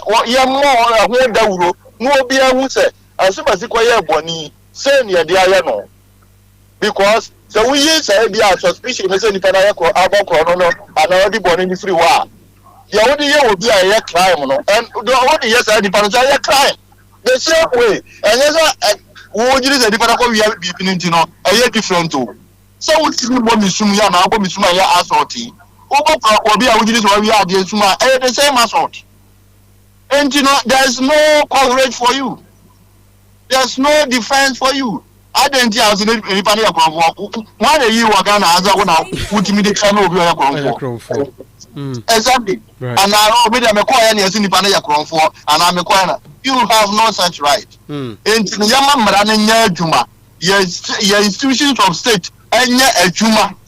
Na examples no nye so clear. Okay. Say far as I will be a Juma no, yamfa we no so no nye tabura ebe cement or efforts. Right. We punish it. Whether it's perpetrated against a great man, ordinary Ghanaian, that should be the essence and the meaning of governance. Right. Protecting the ordinary person. Lawyer, Anopa as antimine that was a papa. Any biasa for na wo share live on Facebook no YouTube no. Yeah, that was one more dia brain. Did pay yes e bebe sam ya kwan bim. Na da foforo so de fam bra ho na be hia se benya interchere ne ntiase wo mo no. Watimi e dia brain. Anopa Nyame nsho papa. On sure was no one here can say. O ma Ghana on fine. Yeah, ma wo da papa so. Right. Yes. Lawyer Benjamin Techi and Tiedu and yetene no astute lawyer sounds your author or church homa bebre wa shem boso bebre homa ni bia kinkai inya mai nti mabon nkai or the two anim so de beba anything no yemfa nkomo no nsia nim sei ye na kamenwa ketro ha man kedi nkomo kakra na so ebre no konti yemfa sa nkomo no nsha daka mu wochina de wo hono doso to the gate dey oso obedi nkomo ni bi adai wono so wakobo obi da na kamenya medin be ko pro station ya lock no na make us say ebi anwumre wase so ba besrawo anya wase kra mpo a unu ebi ba besrawo ni patitri ba besrawo mesrawo na wo kasa wo yire na aduane no de pa but aya na wo ma ginger ene garlic mu no ya na o mani nkom apomodi mo adwumayefo ni panimfo ma yate asese garlic ni ginger no wo izuza so papa but o yire wo ya aduane a o fa bi nkom wonim ne enti o se ni tue ne ya ne ya wo twi ginger ne garlic aye ne ya menye enu ti na ohenere spices edi ginger and garlic flavored spice edi abedwa so di abeka so da be ya nei adwane no be ye fo kan na wo ma me asesa enchansi twa ne hu hia wo ne muchi ho a wo betra wo sa betra wes na wo bon hwe na wo kona wo na ma na adwane a wo no time na da me na me di kan ene mitimi bɔ me hwene sa ne asan fo mu kura bɔ mu ho adwane mi bedo ne asan brim yansa ne me di adwane no because ye che ye twi mako ye twi je ne ye twi kakado ye twi wei ne kai sansuo me fifi wei sansuo ba me ene ma bɔ me fie di na ne di he ohenere spices o ma be bia internet 20 minutes top most no we won kwan no we fro ye na nkola na ni age no mu didi ma won sanka ginger and garlic flavored spice na ohenere dia badwa so de bi na yenra kankam ne ajakoni kusi ene opanyi wusu ene ma oka ha mu nyina ohenere ma ya de papa ma ya de erade nhramo enya mo anka nei kai we ke ye be bread ene no ho papa etu su pe bi ato Aka chicken, beef, shrimp, ne jollof rice flavors no ho. Stew gold noodles, ne fried rice flavors no. Their friend number 0207 805 398. 0207 805 398 and 0244 525 908 or Hiney Spices and the non-dairy powdered milk, you know. A day now the angazangazas also. Now Oxtel Pro Coats and Constructions among the Boamedi Bay. We are branching west so now what shall see a service kakra adenti opeso si dine.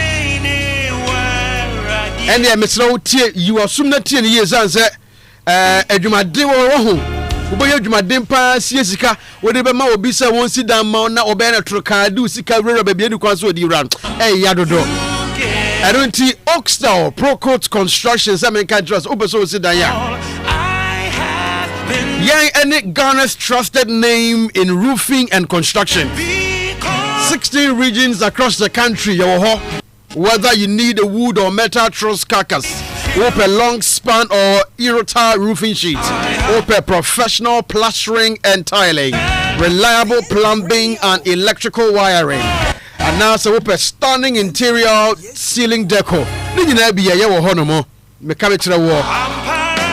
the amount down so and say put your 65% upfront you best share a now say you don't have to come and pay everything 100%. Opa say plumbing and now say tiling and I say wiring and now say plastering. Yenye roofing fama wa. Wo de? Chance na wo do na wo hia no. Aha, chance packet no. Ya kan nyina bom na say yem fa ne say 100,000 to 65,000 pe. Dia ka no abosom ba kokosi abosom miensa ne ya che e de ma no watua. With no stress, no pressure, results in Kwana Oxtel Pro Coats and Constructions at the Brian. You are yet to say, Kumase, now your production lines near your warehouse, the baby nationwide, the boost say, Fryan 0249 903 454 0249 903 454 ProCoatRoofing.com. Abevitin 10,000 email info@procoatsroofing.com. Me catch say quality is what you can see, a price that you can manage is what Oxtel Pro Coats and Constructions offer. Na makane sano usie sika de sidan no yimu be 300 cedi nyame adomo 7th and 8th of August 2026 fakopiemu Ahmed Lab Services na yentimi enhwe omoja mu ne ohuna mduamu fama wo sinto bia won bia na Ahmed Lab Services ebedi hujuma de ama wo yo be mana so ba ye be check wo prostate ne wo kidneys ene kidney yade no me ankase menua kwesi wo usupoku kwesi kafra wate kidney yade tete abrante ohia be ye de ho kofi mu obi anka matuama no kra ma de ko India akoye transplant entende transma yade ne ndokro wansana ko ne yehwem yehwem na se ampa yade ne bi omu a etimi aso ano de ama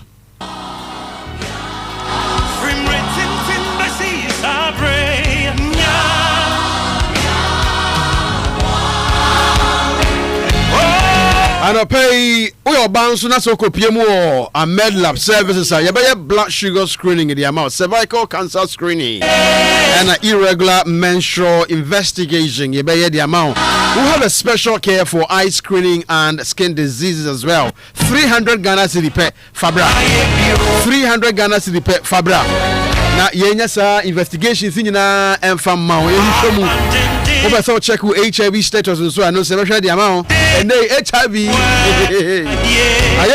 ayehu krofo ben ye ne and na yade bi sheshe won ho enu omunam 0541 143 168 0541 143 168 and 0541 307748 0541 307748 for number C now Ahmed Lab Services yanjo so you offer chrome traffic light na say one more any STC yard no deal me share it's the annual health screening you say your health is our priority. I say very good morning to Kojo Sam of Yas Antori Bank and Openin Safo Kantanka CEO Papa good morning to you and Pom to say Papa Elder Francis Edusei of Bompata area office, area Dikino. No, Papa, good morning to you and Mama Cynthia Edusei. Good morning. Now, make I was top chef. Biaya ye didi wo. Na uko ubo wura ho no na so wote dwane pampan wan hwe ya you uba san wachi akobiem esan se edwane pampan kra betimi de o me de abrɛw but say ekomodo pa de a wotim pampan na a boost to chopping energy wetimi atranse ya biabio na mu adi adwane ne yie kama wo bi opa brofo nu ane de ane loaded fries ne jollof rice ya buseta shawarma any pizza fried rice jollof rice french rice bibia ya fries bia ko top chef obenya bia die now so just set on the gate or no Monday to Friday konkote de bia chop bible tra on the gate 22 cedi jiko konkote 15 cedi no ajika huro 5 cedi owi anu aje pure water 2 cedi no or the 22 we wie etu utisa konkote bankun fufuo ni tilapia no ne ade a top chef you will put your SK building ni mu an ye wo what I say put your new market all money no mudi hwanimu top chef restaurant ese brabe di ye na tua sika kakra be friend manager e was 0244 886066 0244 886066 and I said 0242 116052 0242 116052 and I pay Reverend Dr. Emmanuel Owusu Abuaje papa michia papa na impom te say woni yoda nkroma and junior Dr. Ima michia mu nyina no pay Holy Spirit and akopiem ho no mo ayaresa nipa any hospitals ahodo ntimi sa no ye de etimi sa simple and easy crack sansa nyame adom ye wonro ye desa halitosis anumuka ye desa spinal problems echibromo kasa ye ya awututuo ne kusikro prostate ne stomach ulcer koko any de ojo so kete so stroke ni ade ye wedro ankasa etibra fa ya de ne betretre mu kire ye betretre ya de ne mu kire na ye mo adro na ho ntimi nton. You were all tough for 4 miles. You knew a case junction in the Nazareth Montessori Preparatory School Danimwa and Yebutu. Hey, now bet you chain. Yen fifi moja mu ready a woman near more drew. From a power 0244 715 996 0244 715 996 and 0246 33 9156. Good morning to Elder Frank Amuako, Frankham Point Enterprise. Wono ena krom ha. Wo peso shop wana so tolia. Ye ton polythene bag papa de wan hoden de so de suso. De fe. Wo di do djuma bia wo nya kind of fancy wo ho pa. But me say ko fa ketre bi na se wonu aduane no a. I have come to Frankham Point Enterprise for polythene bag ni bi they will stop talking about the food enya den. Just because polythene bag ni packaging bag ni gumo no fenti. They will compensate themselves with that. Frankham Point Enterprise, there were all kinds of polythene bags. Always selling the best takeaway bags and other carrier bags, ice water bags, the Ghana must go bags. There were long car rubber in the side cuts. It sounds so a belay rubber. So that's it. And also, baby, you were Roman Hill, any total filling station in the DNM. Odo to be River Bank na se pen abu huyen wo GNT sedan dadani mu anso e wo ultimate fashion doom fresh 0558 621 009 0558 621 009 and 0240 494829 0240 494829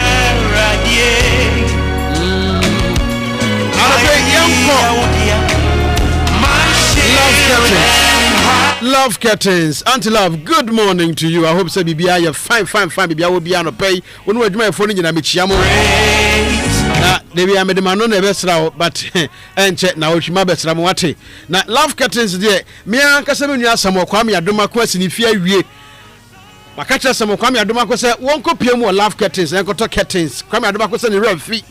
Enti makatra ne se curtains na wakoto no se ye papa se nye papa ba me de me pese wo call love curtains enti no wo yiri nyina fa mbra me Aye, the work of all you need from Brame. That's only than a down for a down for a down mono. It will hear cuttings, a yapapa free love cutting. All types, designs, cutting posts, cutting blinds, papa.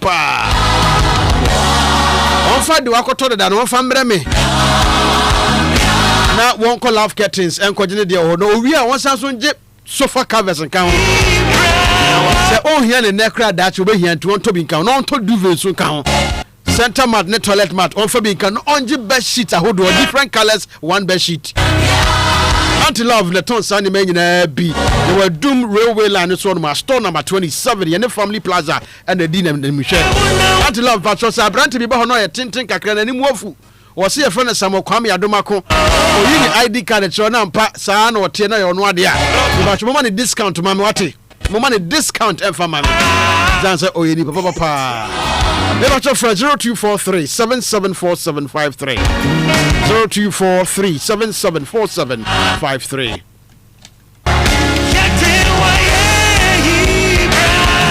Bianami Pejami Muna Mekono na Alexo Enterprise aye.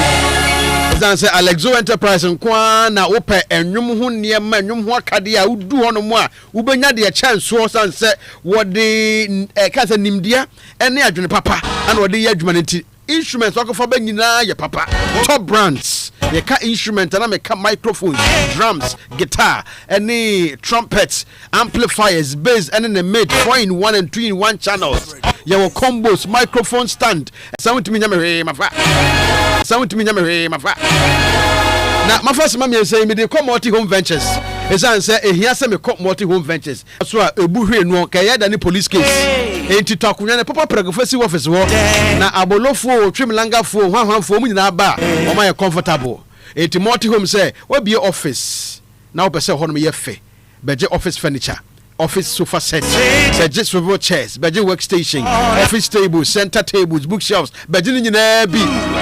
And my additional office man for the multi home ventures will be. Now you both so few homes so they are offering bowls. I saw them munkunya and the property so podium, glass new wooden types. I feel kind of say platform is zunkunya. Nini be our multi home ventures. No money saving so on more just say customize more a bit me the camera at the amount. Multi-home ventures. It sounds so other appliances, air conditioning, water dispensing machines, and a tabletop fridge. There was the house, a doom. Sounds so now so full alignment here, Ben Baby, a future life company no Ewono. 0244 816 644 0244 816 644 and 0244 269 744.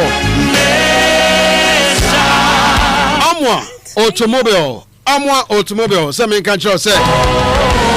Okano, the aye be an fabra wati. Kano say atitia pansa say den fabra.